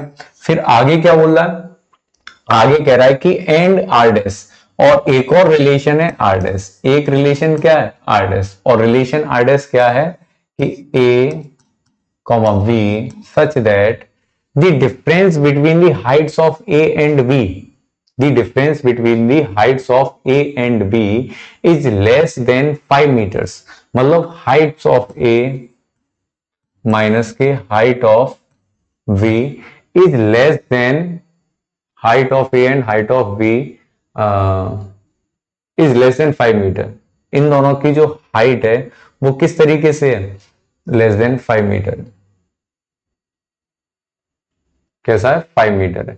अब एक बात बताइए, जब लेस देन 5, तो 5 मीटर, इसका मतलब लेस देन 5 मीटर्स, हाइट कितना दे रखा है, डिफरेंस, हाइट का डिफरेंस क्या रखा है। क्वेश्चन में कह रहा है कि एक बार और पढ़ने दो, the relations the difference between the heights of A and B is less than 5 metre is the universal relations. तो बिल्कुल होगा, ऑब्वियसली बात है। किसी भी पर्सन का अगर आप देखेंगे, हाइट देखेंगे, तो हाइट का जो डिफरेंस है वो लेस देन हमेशा क्या रहने वाला है, the difference between the heights of any person, the difference between the height of any person is always less than the 5 meter. So ये किस में बिलोंग करेगा, एक यूनिवर्सल रिलेशन में बिलोंग करेगा। यूनिवर्सल रिलेशन में क्यों बिलोंग कर रहा है, क्योंकि किसी भी पर्सन का अगर आप हाइट देखेंगे तो हाइट हमेशा क्या रहने वाला है, हाइट हमेशा लेस देन 5 मीटर रहने वाला है। इसका मतलब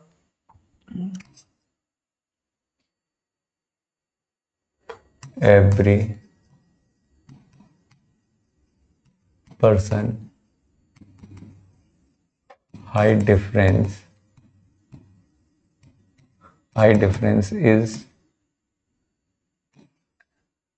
is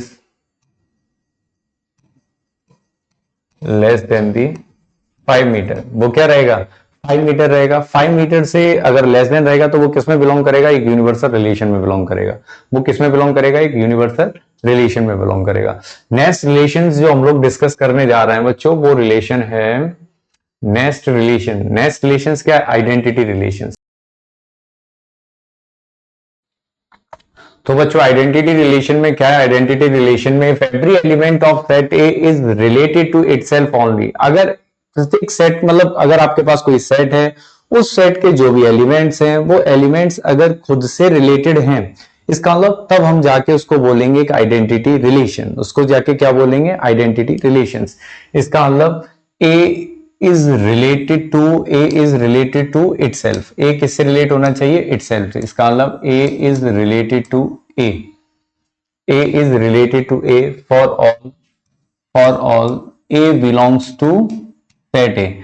और ए किससे बिलोंग्स करेगा, सेट ए। इसका मतलब आइडेंटिटी रिलेशंस क्या होगा, आइडेंटिटी रिलेशंस में कोई एलिमेंट है ए, वो रिलेटेड है किससे, ए से, खुद से रिलेटेड है। For A belongs to set A, और ए किससे बिलोंग्स करेगा, सेट ए से। अब हम देखते हैं, हमारे पास एक एग्जांपल लेते हैं। हमारे पास एक सेट है, सेट ए, जिसमें एलिमेंट है 1, 2, 3। Define the identity relations on A. इसका मतलब 1 किससे रिलेट होगा, 1 से। 1 किससे रिलेट होगा, 1 से। और 2 किससे रिलेट होगा, 2 से। 2 किससे रिलेट होगा, 2 से। और 3 भी किससे रिलेट होगा, 3 से। तब जाके हम इसको बोल सकते हैं ये क्या हो गया, एक आइडेंटिटी रिलेशंस। तब जाके हम इसको क्या बोलेंगे, क्या हो गया, ये आइडेंटिटी रिलेशंस।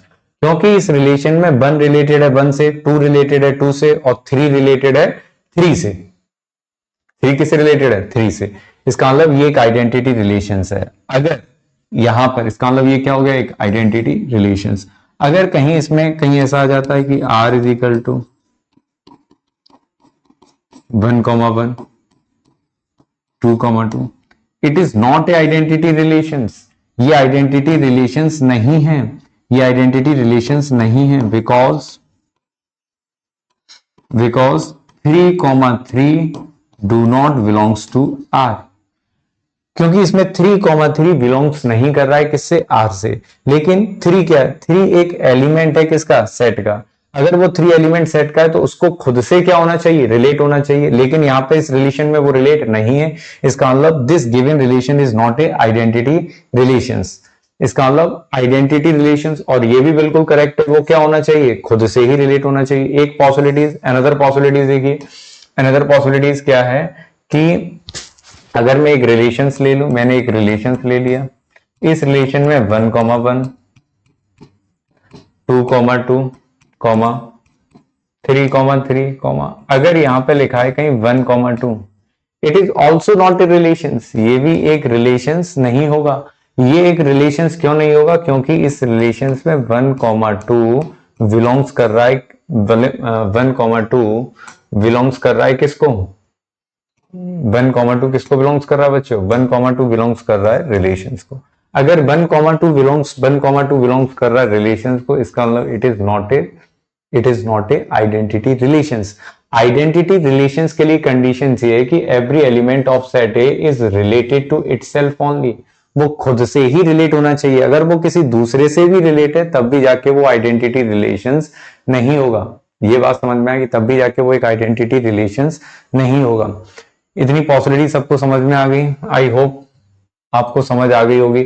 नेक्स्ट है आपका रिफ्लेक्सिव रिलेशंस। तो रिफ्लेक्सिव रिलेशंस में क्या है कि एवरी एलिमेंट ऑफ ए, मतलब अगर आपके पास कोई सेट ए है, उस सेट के लिए आप रिफ्लेक्सिव रिलेशंस को डिफाइन करना चाहते हैं, तो उस सेट के एलिमेंट से वो खुद से रिलेट होने चाहिए। This is primary conditions. अगर वो खुद से रिलेटेड हैं तो जाके वो क्या हो जाएगा, एक रिफ्लेक्सिव रिलेशंस हो जाएगा। वो क्या हो जाएगा, एक रिफ्लेक्सिव रिलेशंस हो जाएगा।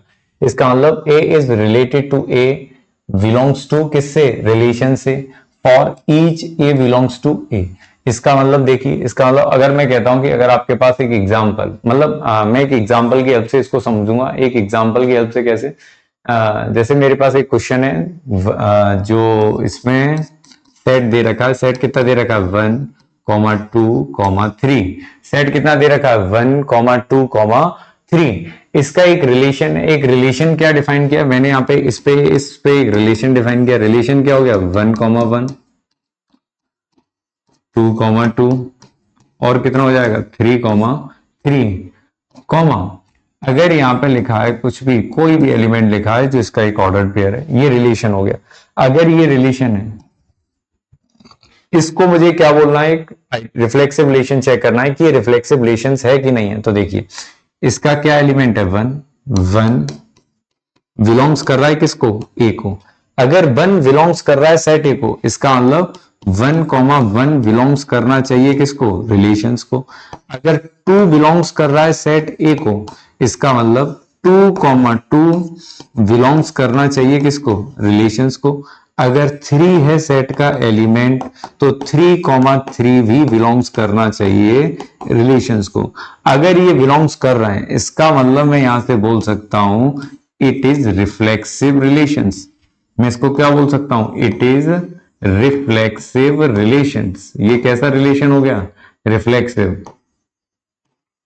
ये बच्चों कैसा रिलेशन हो गया, एक रिफ्लेक्सिव रिलेशन हो गया। ये कैसा रिलेशन हो गया, एक रिफ्लेक्सिव रिलेशन हो गया। इतनी बात समझ में आ गई। लेकिन अगर एक और रिलेशंस की मैं बात करूं, हाँ यहां पे ले लेंगे। अगर देखिए यहां पे देखिए, अब एक बात और समझिए, इस पॉइंट को मैं समझाऊंगा, इस पॉइंट को आगे समझा दूंगा। फिर यहां पे देखिए एवरी आइडेंटिटी रिलेशंस, अगर कोई आइडेंटिटी रिलेशंस है, आइडेंटिटी रिलेशंस देखिए, आइडेंटिटी रिलेशंस क्या होता था, अगर मैं इसी सेट के लिए एक आइडेंटिटी रिलेशंस को डिफाइन करूं, तो आइडेंटिटी रिलेशंस क्या हो जाएगा, इसको मैं पढ़ूंगा आइडेंटिटी रिलेशंस। आइडेंटिटी रिलेशंस क्या है, A comma A comma B comma B comma B comma B comma C comma C. ये हमारे पास क्या हो गया, एक आइडेंटिटी रिलेशंस हो गया। ये हमारे पास क्या हो गया, एक आइडेंटिटी रिलेशन हो गया। अगर ये आइडेंटिटी रिलेशन है तो ये क्या होगा, ये आइडेंटिटी है।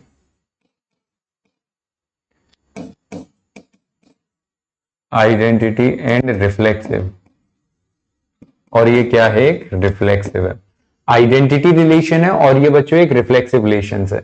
इसका मतलब ये कैसा एक रिफ्लेक्सिव रिलेशन है, but it is not identity, ये आइडेंटिटी रिलेशंस नहीं है।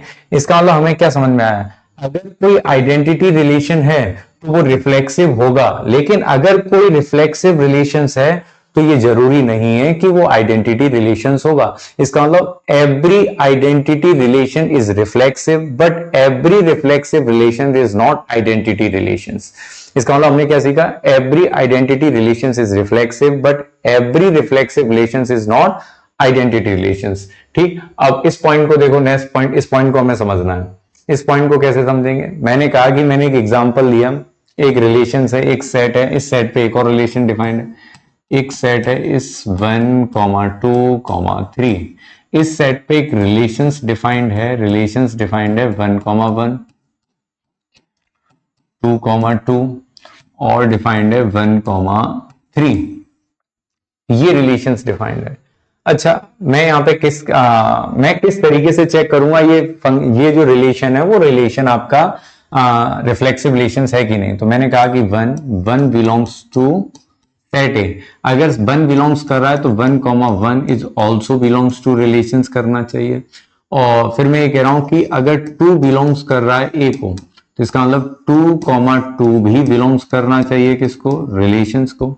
अगर 3 बिलोंग्स कर रहा है किसको, ए को, तो इसका मतलब 3,3 भी बिलोंग्स करना चाहिए आपको, बट ये बिलोंग्स नहीं कर रहा है।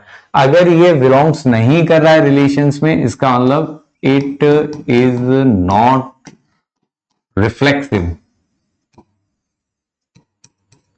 ये एक रिफ्लेक्सिव रिलेशन नहीं है। इसका मतलब हमें क्या पता चला, इसका मतलब हमें ये पता चला कि ये एक रिफ्लेक्सिव रिलेशंस नहीं है। रिफ्लेक्सिव रिलेशंस के लिए जो भी एलिमेंट्स इस सेट में, जितने भी एलिमेंट्स दे रखे हैं 1,2,3, ये खुद से रिलेट होने चाहिए। ये क्या होने चाहिए, खुद से रिलेट होने चाहिए।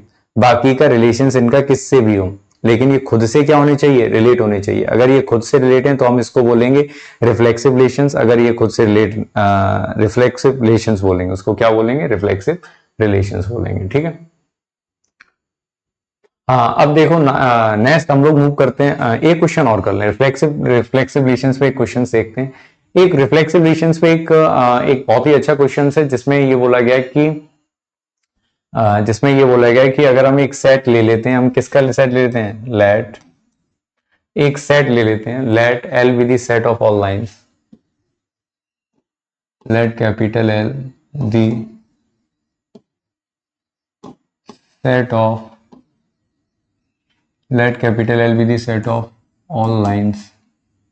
ऑल लाइंस में ये किस पे ले रहा हूं, all lines in a plane, किस पे ले रहा हूं, all lines in a plane. मतलब प्लेन, एक प्लेन है, एक प्लेन पे जितनी भी लाइन है उन लाइंस का मैंने क्या ले लिया, एक सेट ले लिया, उन लाइंस का मैंने क्या ले लिया, एक सेट। और रिलेशन डिफाइंड है, रिलेशन डिफाइंड है, relation is defined from set L to set L. Relations किस पे डिफाइंड है, set L to set L. और रिलेशंस जो डिफाइंड है वो इस तरीके से है, relations is defined as L1, L2, L1, L2। यहां पर जो L1 है वो L1 क्या है, पैरेलल है। L1, L2 belongs to set L, ठीक है, और L1 is parallel to, L1 is parallel to L2, और L1 पैरेलल है किसके, L2 के, L1 is parallel to L2। अब इसको देखो, इसको हम कैसे सॉल्व करेंगे। अगर L1 पैरेलल है L2 के, मतलब L1 L2 हमारे पास क्या है, एक L1 पैरेलल है किसके, L2 के। हमें ये चेक करना है कि रिफ्लेक्सिव रिलेशंस होगा कि रिफ्लेक्सिव रिलेशंस नहीं होगा। इसके लिए देखो, रिफ्लेक्सिव रिलेशंस के लिए क्या है कि L1 यहाँ पे किसके पैरेलल है, L2 के, तो every line is parallel, every line is parallel to itself, every line is parallel to itself, so L1 belongs to set L, belongs to set L, तो L1 comma L1 is also belongs to R। L1 comma L1 किससे belongs करेंगी? R से belong करेंगी। ऐसे ही मैं बोल रहा हूं कि L2 बिलोंग्स टू L, तो L2 भी क्या होगा? पैरेलल होगा किसके? खुद के। इसका मतलब ये भी किसको बिलोंग्स करेगा? R को बिलोंग्स करेगा। इन दिस वे मतलब इस तरीके से मैं बोल सकता हूं कि ये कैसा रिलेशन है? Reflexive relation. तो गिवन रिलेशन इज रिफ्लेक्सिव। सो बच्चों ये जो गिवन रिलेशन है वो कैसा? एक रिफ्लेक्सिव रिलेशन है। ये कैसा रिलेशन है? एक रिफ्लेक्सिव रिलेशन है। अब हम मूव कर जाते हैं सेमेट्रिक रिलेशन से। सेमेट्रिक रिलेशंस को समझिए। देखिए सेमेट्रिक रिलेशंस क्या? सेमेट्रिक रिलेशंस में ये है कि अगर ए कॉमा बी, अगर ये ए कॉमा बी किसी सेट को बिलोंग्स कर रहे हैं, किसको बिलोंग कर रहे हैं? किसी सेट को बिलोंग्स कर रहे हैं, और ए रिलेटेड है किससे? बी से, तो बी रिलेटेड होगा किससे? ए से। अगर ए का रिलेशन है बी से, तो बी का रिलेशन किससे होगा? ए से। अगर तो हम उसको बोलेंगे सेमेट्रिक रिलेशंस। क्या बोलेंगे? Symmetric relations. सेमेट्रिक रिलेशंस में देखो क्या, सेमेट्रिक रिलेशंस में है कि if A is related to B, if A is related to B and B is related to A, तो B को sorry, if A is related to B नहीं, यहां पे मैं बोलूंगा if A is related to B implies that B is related to A। B को क्या होना पड़ेगा? रिलेट होना पड़ेगा किससे? For all A comma B belongs to set A। A comma B ये किसको बिलोंग करेंगे? सेट A को बिलोंग करेंगे। एग्जाम्पल, मैं एक एग्जाम्पल लिख के समझाता हूं। एग्जाम्पल से देखो, एग्जाम्पल में देखिए सेमेट्रिक रिलेशंस में ये कि अगर एक किसी सेट के दो एलिमेंट्स हैं, जैसे कोई सेट है, किसी सेट के दो एलिमेंट्स हैं, उनमें से अगर A रिलेट कर रहा है B से, तो B को रिलेट होना पड़ेगा किससे? A से। B को रिलेट होना पड़ेगा किससे? A से। अब इसको देखिए, जैसे मैंने एक सेट ले लिया A, और इस सेट में कितने एलिमेंट्स हैं? 4, 1, 2, 3, 4। इस सेट में कितने एलिमेंट्स हैं? इस सेट में 4 एलिमेंट है, 1, 2, 3, 4। और इसके लिए एक रिलेशन डिफाइंड है। क्या क्या डिफाइंड है? रिलेशन देखो कैसे डिफाइंड है। इसमें दे रखा है 1, 3। इसमें क्या दे रखा है? 1, 3, और दे रखा है 1, 4। क्या दे रखा है? 1, 4। फिर दे रखा है 3, 1। क्या दे रखा है? 3, 1। और फिर दे रखा है 2, 2। कितना दे रखा है? 2, 2। और फिर दे रखा है 4, 1। ये आपको एक रिलेशन गिवन है। ये क्या गिवन है बच्चों? एक रिलेशंस। अब हमें ये चेक करना है कि ये जो रिलेशन गिवन है, क्या ये रिलेशन ट्रांजिटिव होगा, वो सॉरी, क्या ये रिलेशन सिमेट्रिक होगा कि नहीं होगा? अगर ये सिमेट्रिक है तो क्यों है, अगर ये सिमेट्रिक नहीं है तो क्यों नहीं है, वो हमें चेक करना है। तो देखिए सबसे पहले हम कैसे चेक करेंगे? सबसे पहले मैं यहाँ पे इस रिलेशंस के पहले एलिमेंट को देखूंगा। इस रिलेशन का पहला एलिमेंट क्या है? 1, 3। तो रिलेशंस का 1, 3 बिलोंग्स कर रहा है ये किसको? R1 को। मतलब 1, 3 बिलोंग्स कर रहा है किसको? R1 को। तो इसका मतलब क्या है? इंप्लाइज दैट 3, 1 भी बिलोंग्स करना चाहिए किसको? R1 को। अगर 3, 1 भी बिलोंग्स कर रहा है किसको? R1 को। ठीक है। 1, 4 नेक्स्ट एलिमेंट पे मूव किए। 1, 4 1, 4 बिलोंग्स कर रहा है किसको? R1 को। हम लोग नेक्स्ट एलिमेंट पे मूव किए 1, 4 पे। 1, 4 बिलोंग्स किसको कर रहा है? R1 को। तो 4, 1 भी बिलोंग्स करना चाहिए किसको? R1 को। तो 4, 1 बिलोंग्स कर रहा है? बिल्कुल कर रहा है 4, 1। अब नेक्स्ट दे रखा है 2, 2। 2, 2 किसको बिलोंग्स कर रहा है? R1 को। अगर 2, 2 बिलोंग्स कर रहा है R1 को, तो 2, 2 भी बिलोंग्स करना चाहिए किसको? R1 को। ठीक है, इतनी बात समझ में आ गई। इसका मतलब ये क्या है? एक सिमेट्रिक रिलेशन है। ये क्या है? एक सिमेट्रिक रिलेशन है। ये सिमेट्रिक रिलेशंस क्यों है? क्योंकि अगर A रिलेटेड है B से, तो B को रिलेट होना पड़ेगा किससे? A से। अगर ऐसी सिचुएशंस, अगर ऐसी कंडीशंस बन रही है, ऐसी कंडीशन फुलफिल हो रही है, तो ऐसा रिलेशंस क्या कहलाएगा? Symmetric relations. और ये भी एक और बात बता दूं, repetition of element is not allowed it. So 2, 2 ये सेट में होगा। इसका मतलब अगर टू रिलेटेड है टू से तो टू भी क्या होगा, रिलेटेड होगा टू से। अच्छा, इसको अगर हम with the help of arrow diagram देखें, विद द हेल्प ऑफ क्या देखें, arrow diagram, with the help of क्या देखें बच्चों, एरो डायग्राम। तो एरो डायग्राम की हेल्प से देखिए, एरो डायग्राम की हेल्प से भी हम इसको देख सकते हैं। एरो डायग्राम की हेल्प से देखो, एरो डायग्राम में बेटा क्या है कि सेट में कितने एलिमेंट्स हैं, 1, 2, 3, 4, 1, 2, 3, 4। 1 रिलेटेड है किससे, 3 से, तो मैंने बोल दिया यहां पर ब्लैक मार्कर से लिख रहा हूं मैं, 1 रिलेटेड है किससे, 3 से, ठीक है। और फिर 1 रिलेटेड है किससे, 4 से, और 1 रिलेटेड है बेटा किससे, 4 से, 1 रिलेटेड 4 से। और ये कह रहा है कि 3 रिलेटेड किससे है, 1 से, 3 रिलेटेड है किससे, 1 से, ठीक है। और फिर ये कह रहा है कि 2 रिलेटेड है किससे, 2 से, 2 रिलेटेड है 2 से। और फिर ये कह रहा है कि 4 रिलेटेड है किससे। अब यहां पे चेक करो, अगर 1 रिलेटेड है 4 से, तो 1 रिलेटेड किससे, 1 रिलेटेड है 4 से, इसका मतलब 4 को रिलेट होना पड़ेगा किससे, 1 से, ठीक है। और अगर 2 रिलेटेड है 2 से, तो 2 भी किससे रिलेटेड है, 2 से। 3 रिलेटेड है 1 से, तो 1 को रिलेटेड, सॉरी 3 रिलेटेड है किससे, 1 से, तो 3 रिलेटेड है 1 से, तो 1 को रिलेट होना पड़ेगा किससे, 3 से। यहां से 1 को रिलेट किससे होना पड़ेगा, 3 से रिलेट होना पड़ेगा, तभी जाके ये क्या कहलाएगा, ये क्या कहलाएगा, ये आपका कहलाएगा एक सिमेट्रिक रिलेशंस। तो यहां से भी एरो डायग्राम की हेल्प से भी हम वेरीफाई कर पा रहे हैं कि ये क्या एक सिमेट्रिक रिलेशंस है, ये क्या एक सिमेट्रिक रिलेशंस है। अगर सिमेट्रिक रिलेशंस के क्वेश्चंस में आपको कहीं प्रॉब्लम्स आ रही है तो आप इसको with the help of arrow diagram भी चेक कर सकते हैं, ठीक।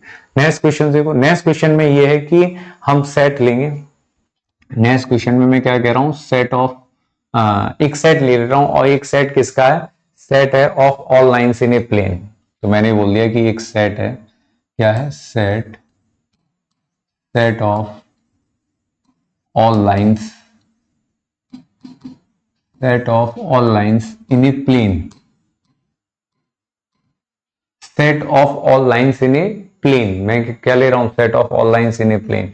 इसका मतलब इसमें जो रिलेशन डिफाइंड हो रहा है, इस सेट पे जो रिलेशंस डिफाइंड हो रहा है, लेट कैपिटल एल, और कैपिटल एल क्या है, capital L this, capital L set of lines in a plane, ठीक है। तो और रिलेशंस कहां डिफाइंड हो रहा है, एल से एल। रिलेशन कहां से कहां तक डिफाइंड हो रहा है बच्चों, एल से एल तक। कहां से कहां तक, एल से एल तक। और रिलेशंस किस तरीके से डिफाइंड हो रहा है, रिलेशंस डिफाइंड हो रहा है कि x, y, x, y such that x, y such that x is perpendicular to y। x क्या है, परपेंडिकुलर है किसके, y के। x क्या है, परपेंडिकुलर है किसके बच्चों, y के। अगर x y के परपेंडिकुलर है तो y भी क्या होगा, x के परपेंडिकुलर होगा, y भी क्या होगा, x के परपेंडिकुलर होगा। तो मैं यहां पे मैं बोल रहा हूं, let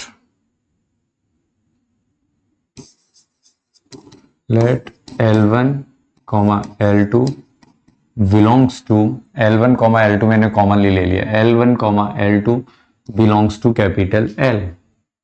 किससे बिलोंग्स कर रहे हैं, कैपिटल L से। तो मैं यहां पे कह रहा हूं कि L1, L1 is perpendicular to L2,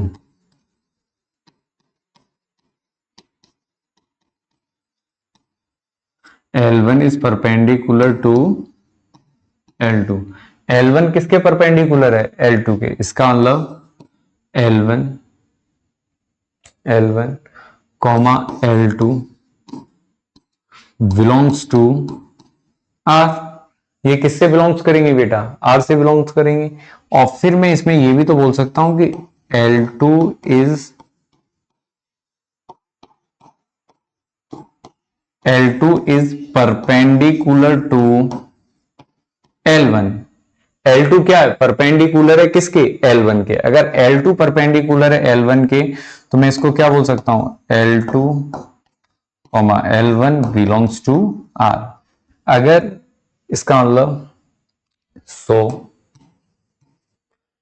so given function, ये जो सॉरी गिवन रिलेशन, तो गिवन रिलेशंस, जो ये रिलेशन है वो रिलेशन कैसा होने वाला है? सो गिवन रिलेशन इज कैसा होने वाला है आपका? ये सिमेट्रिक रिलेशन होगा। कैसा होगा?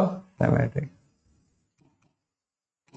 समझ आ गया सिमेट्रिक रिलेशंस क्या होगा? सिमेट्रिक रिलेशंस इस वजह से होगा L1, L2 belongs to R implies that L2, L1 is also belongs to, ये भी किससे बिलोंग्स कर रहे हैं? R से बिलोंग कर रहे हैं। अगर ये R से बिलोंग कर रहे हैं, इसका मतलब ये क्या हो गया? ये क्या हो गया? एक सिमेट्रिक रिलेशंस हो गया। ये क्या हो गया? एक सिमेट्रिक रिलेशंस। इतनी बात समझ में आएगी। Now we will move on a transitive relations.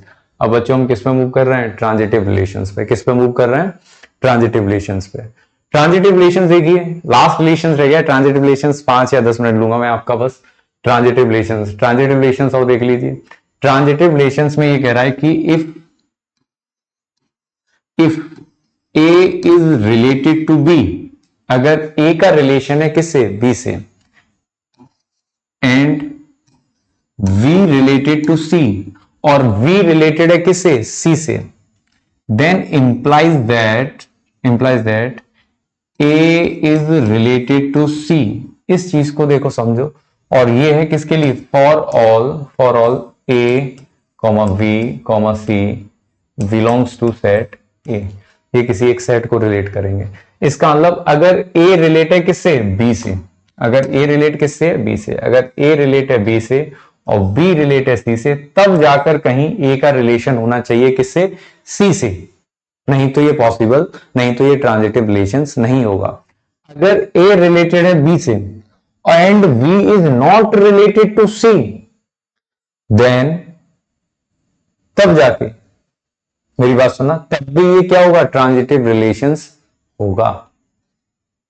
मतलब इस यहां पे आपको ये समझना होगा कि अगर if A is related to B and B is related to C, अगर A का रिलेशन है B से और B का रिलेशन है C से, तब जाकर A रिलेट होगा किससे? C से।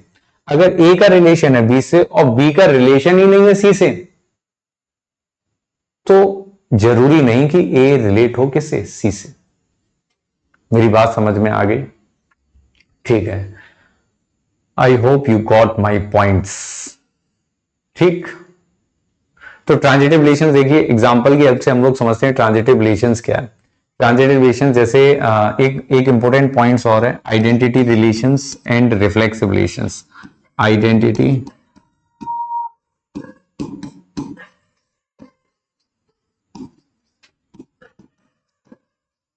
relations and reflexive relations are identity relations and universal relations are transitive. Identity relations and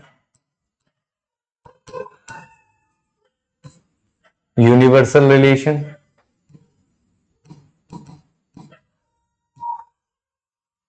identity relation and universal relations are transitive. Identity relations and universal relations are transitive. Identity relations और universal relations बच्चों क्या होते हैं? Transitive. इतनी बात समझ में आई? आइडेंटिटी रिलेशंस और यूनिवर्सल रिलेशंस क्या होते हैं? Transitive. Now we will move on the next questions. अब नेक्स्ट क्वेश्चंस देखिए। नेक्स्ट क्वेश्चंस में ये है कि एक्स, नेक्स्ट क्वेश्चंस देखिए, नेक्स्ट क्वेश्चंस मतलब ट्रांजिटिव रिलेशंस, आई होप आपको समझ में आ गया होगा। ट्रांजिटिव रिलेशंस क्या है? ट्रांजिटिव रिलेशंस में ट्रांजिटिव रिलेशंस में आप क्या करने जा रहे हो? ट्रांजिटिव रिलेशंस में ये कि अगर A रिलेटेड है B से और B रिलेटेड है C से, तो A को रिलेट होना पड़ेगा किससे? C से। For all A, B, C belongs to A। इसमें ये कह रहा है कि अगर A, B बिलोंग्स कर रहा है R को, इसकी दूसरी लैंग्वेज क्या है? A, B अगर बिलोंग्स कर रहा है किसको? R को। A, B बिलोंग्स कर रहा है किसको? R को। एंड B, C भी बिलोंग्स कर रहा है किसको? R को। A, B बिलोंग्स कर रहा है R को एंड B, C बिलोंग्स कर रहा है रिलेशंस। ठीक है, इंप्लाइज दैट A, C भी होगा किसमें? रिलेशंस में। अगर A, B बिलोंग्स कर रहा है R को एंड B, C बिलोंग्स कर रहा है R को, तो A, C भी बिलोंग्स करेगा किसको? R को। अगर A, B बिलोंग्स कर रहा है R को और B, C बिलोंग्स नहीं कर रहा है R को, इसका मतलब वो आइडेंटिटी रिलेशंस नहीं होगा। वो आइडेंटिटी रिलेशंस नहीं होगा। इतनी बात समझ में आ गई बच्चों? ठीक है। एग्जाम्पल की हेल्प से हम इसको देखते हैं। एग्जाम्पल की हेल्प से देखो, एग्जाम्पल की हेल्प से क्या है ये? एग्जाम्पल की हेल्प से मैं ये कह रहा हूं कि एक रिलेशन है और रिलेशंस डिफाइन किया जा रहा है। Relations is defined from natural to natural number. Relations कहां से कहां तक डिफाइन किया जा रहा है? Natural to natural number. और रिलेशंस डिफाइन किया जा रहा है such that x divides। बच्चों इस तरीके के क्वेश्चंस आ जाते हैं, x डिवाइड्स बाई, यहां पे क्या बोला है? x divides by for all x comma Y belongs to natural number. और x कॉमा वाई क्या है? Belongs to natural number. मतलब x कॉमा वाई किसको बिलोंग्स कर रहे हैं? नेचुरल नंबर को बिलोंग कर रहे हैं। किसको बिलोंग कर रहे हैं? नेचुरल नंबर को। तो देखो इसका सॉल्यूशन क्या होगा। अब हमें ये करना है कि चेक, अब इसको हमें चेक करना है कि ये एक ट्रांजिटिव रिलेशंस है कि नहीं है। हमें इसको क्या चेक करना है? एक ट्रांजिटिव रिलेशंस है कि नहीं है। तो फॉर देखो ट्रांजिटिव रिलेशंस को कैसे चेक करेंगे? फॉर ट्रांजिटिविटी, ट्रांजिटिव रिलेशंस को हम चेक करेंगे। देखो x किसको डिवाइड कर रहा है? बाई को। x किसको डिवाइड कर रहा है? बाई को।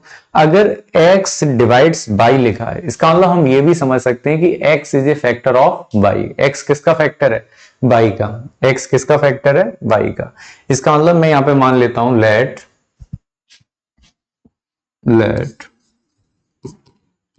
a comma v comma c। मैंने बोल दिया let a comma v comma C, ये बिलोंग्स कर रहे हैं किसको? नेचुरल नंबर को। ये किसको बिलोंग्स कर रहे हैं? नेचुरल नंबर को। ए कॉमा वी कॉमा सी ये किसको बिलोंग्स कर रहे हैं? नेचुरल नंबर को। ये किसको बिलोंग्स कर रहे हैं? Natural number. अगर A comma V comma C belongs कर रहे हैं नेचुरल नंबर को, इसका मतलब A comma we belongs to relation. A comma we belongs कर रहा है किसको? रिलेशंस को। अगर ए कॉमा वी बिलोंग्स कर रहा है रिलेशंस को, इसका मतलब यहां से क्या निकलता है? A divides B. A divides B का मतलब है A is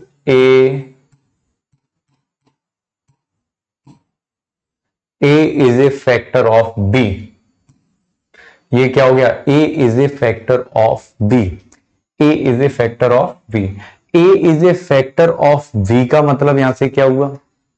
A is a factor of v का मतलब क्या हुआ? A is a factor of v का मतलब हो गया v is equal to A P. v is equal to क्या हो गया? A P. v is equal to बच्चों क्या हो गया? A P. v क्या हो गया? A P. यहां पे वेयर p यहां पे क्या है? Belongs to natural number. p belongs कर रहा है किसको? नेचुरल नंबर को। p किसको बिलोंग्स कर रहा है? नेचुरल नंबर्स को। इतनी बात समझ आ गई बच्चों आप? a बिलोंग्स कर रहा है। अब मैं बोल रहा हूं यहां पे v comma C belongs to r। अब b कॉमा सी बिलोंग्स कर रहा है किसको? रिलेशंस को। इसका मतलब क्या हो गया? v divide c। v divides c। b divide c का मतलब क्या है? b is a factor of v is a factor of c। b is a factor of c। तो c इज इक्वल टू क्या बोल दिया मैंने? c इज इक्वल टू बोल दिया मैंने q। b is the sector, तो इसको मैंने बोल दिया qb। क्या बोल दिया? qb। वेयर q किससे बिलोंग्स कर रहा है? नेचुरल नंबर से। q किससे बिलोंग कर रहा है बच्चों? नेचुरल नंबर से। इसका मतलब इतनी बात समझ में आ गई? इतनी बात समझ में आ गई? अगर इतनी बात समझ में आ गई, इसका मतलब यहां पर मैं b की वैल्यू को क्या कर सकता हूं? यूटिलाइज। b की वैल्यू को बच्चों क्या कर सकता हूं मैं यहां से? यूटिलाइज। देखो b की वैल्यू को यहां पे आके मैं यूटिलाइज कर सकता हूं। b की वैल्यू को कैसे यूटिलाइज करूंगा? इसका मतलब यहां से क्या हो गया? c is equal to v की जगह मैंने रखा तो ये क्या आ गया? A P Q. A P Q आ गया। और ये जो पी क्यू है, P Q belongs to natural number, क्योंकि दो नेचुरल नंबर का मल्टीप्लाई भी क्या होने वाला है? नेचुरल नंबर्स का। इसका मतलब हमें यहां से ये पता चल गया सी। अब देखना यहां से हमें क्या समझ में आ रहा है, यहां से हमें ये समझ में आ रहा है कि देखो अगर ए कॉमा बी बिलोंग्स कर रहा है आर को, इसका मतलब ए डिवाइड्स बी, ए क्या कर रहा है डिवाइड्स बी, इसका मतलब हमें यहां से ये समझ में आ रहा है कि A divides C. This line means that, ये पूरी की पूरी जो लाइन है, this line means that A divides, A divides, A divides C. A divide C का मतलब, हाँ ए डिवाइड सी का मतलब क्या हो गया, ए डिवाइड सी का मतलब हो गया A comma C belongs to R, A comma C belongs to R. so it is a transitive relation, so it is a transitive relations. Why it is a transitive relations? Because a comma b belongs to R and b comma c belongs to R, implies that a comma c belongs to R. इस तरीके से हम बोल सकते हैं कि ये क्या कर रहा है, इस तरीके से हम बोल सकते हैं बच्चों कि ये क्या कर रहा है, ए कॉमा सी बिलोंग्स कर रहा है किसको, आर को।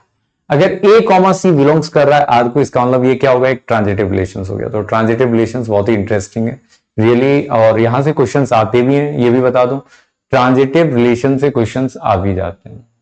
ठीक है, तो एक क्वेश्चन और हम ट्राई करेंगे, उसके बाद हम लोग नेक्स्ट डिस्कशन करेंगे। तो एक क्वेश्चन और ट्राई करेंगे। नेक्स्ट क्वेश्चन क्या है देखो, चलो अब सेकंड लेक्चर में डिस्कशन करेंगे। देखो सेकंड लेक्चर में हम लोग मेनली क्या डिस्कशन करने वाले हैं, इक्विवेलेंस रिलेशंस का डिस्कशन करेंगे। और इक्विवेलेंस रिलेशंस और इक्विवेलेंस क्लासेस हम लोगों का रह गया है, equivalence relations and equivalence classes. Equivalence classes in दोनों से क्वेश्चंस आए हैं, और मेनली जो क्वेश्चंस आते हैं बच्चों, मोस्ट ऑफ दी जो रिलेशन से क्वेश्चंस आते हैं वो रिलेशन से क्वेश्चन इक्विवेलेंस रिलेशन के ही आते हैं। जब हम पीवाईक्यू को डिस्कस करेंगे तो वहां पे देखेंगे कि रिलेशन एंड फंक्शन से लॉट ऑफ क्वेश्चंस आए हुए हैं, उन क्वेश्चंस को हम लोग डिस्कस भी करेंगे। तो जो नेक्स्ट लेक्चर हम लोगों का होने वाला है, नेक्स्ट लेक्चर में हम लोग एनसीईआरटी की एक्सरसाइज करेंगे, कंप्लीट एक्सरसाइज एनसीईआरटी की करेंगे, और हम लोगों का जो इक्विवेलेंस रिलेशंस और इक्विवेलेंस क्लास रह गया उसको भी हम लोग क्या करेंगे, डिस्कस करेंगे। तो थैंक यू।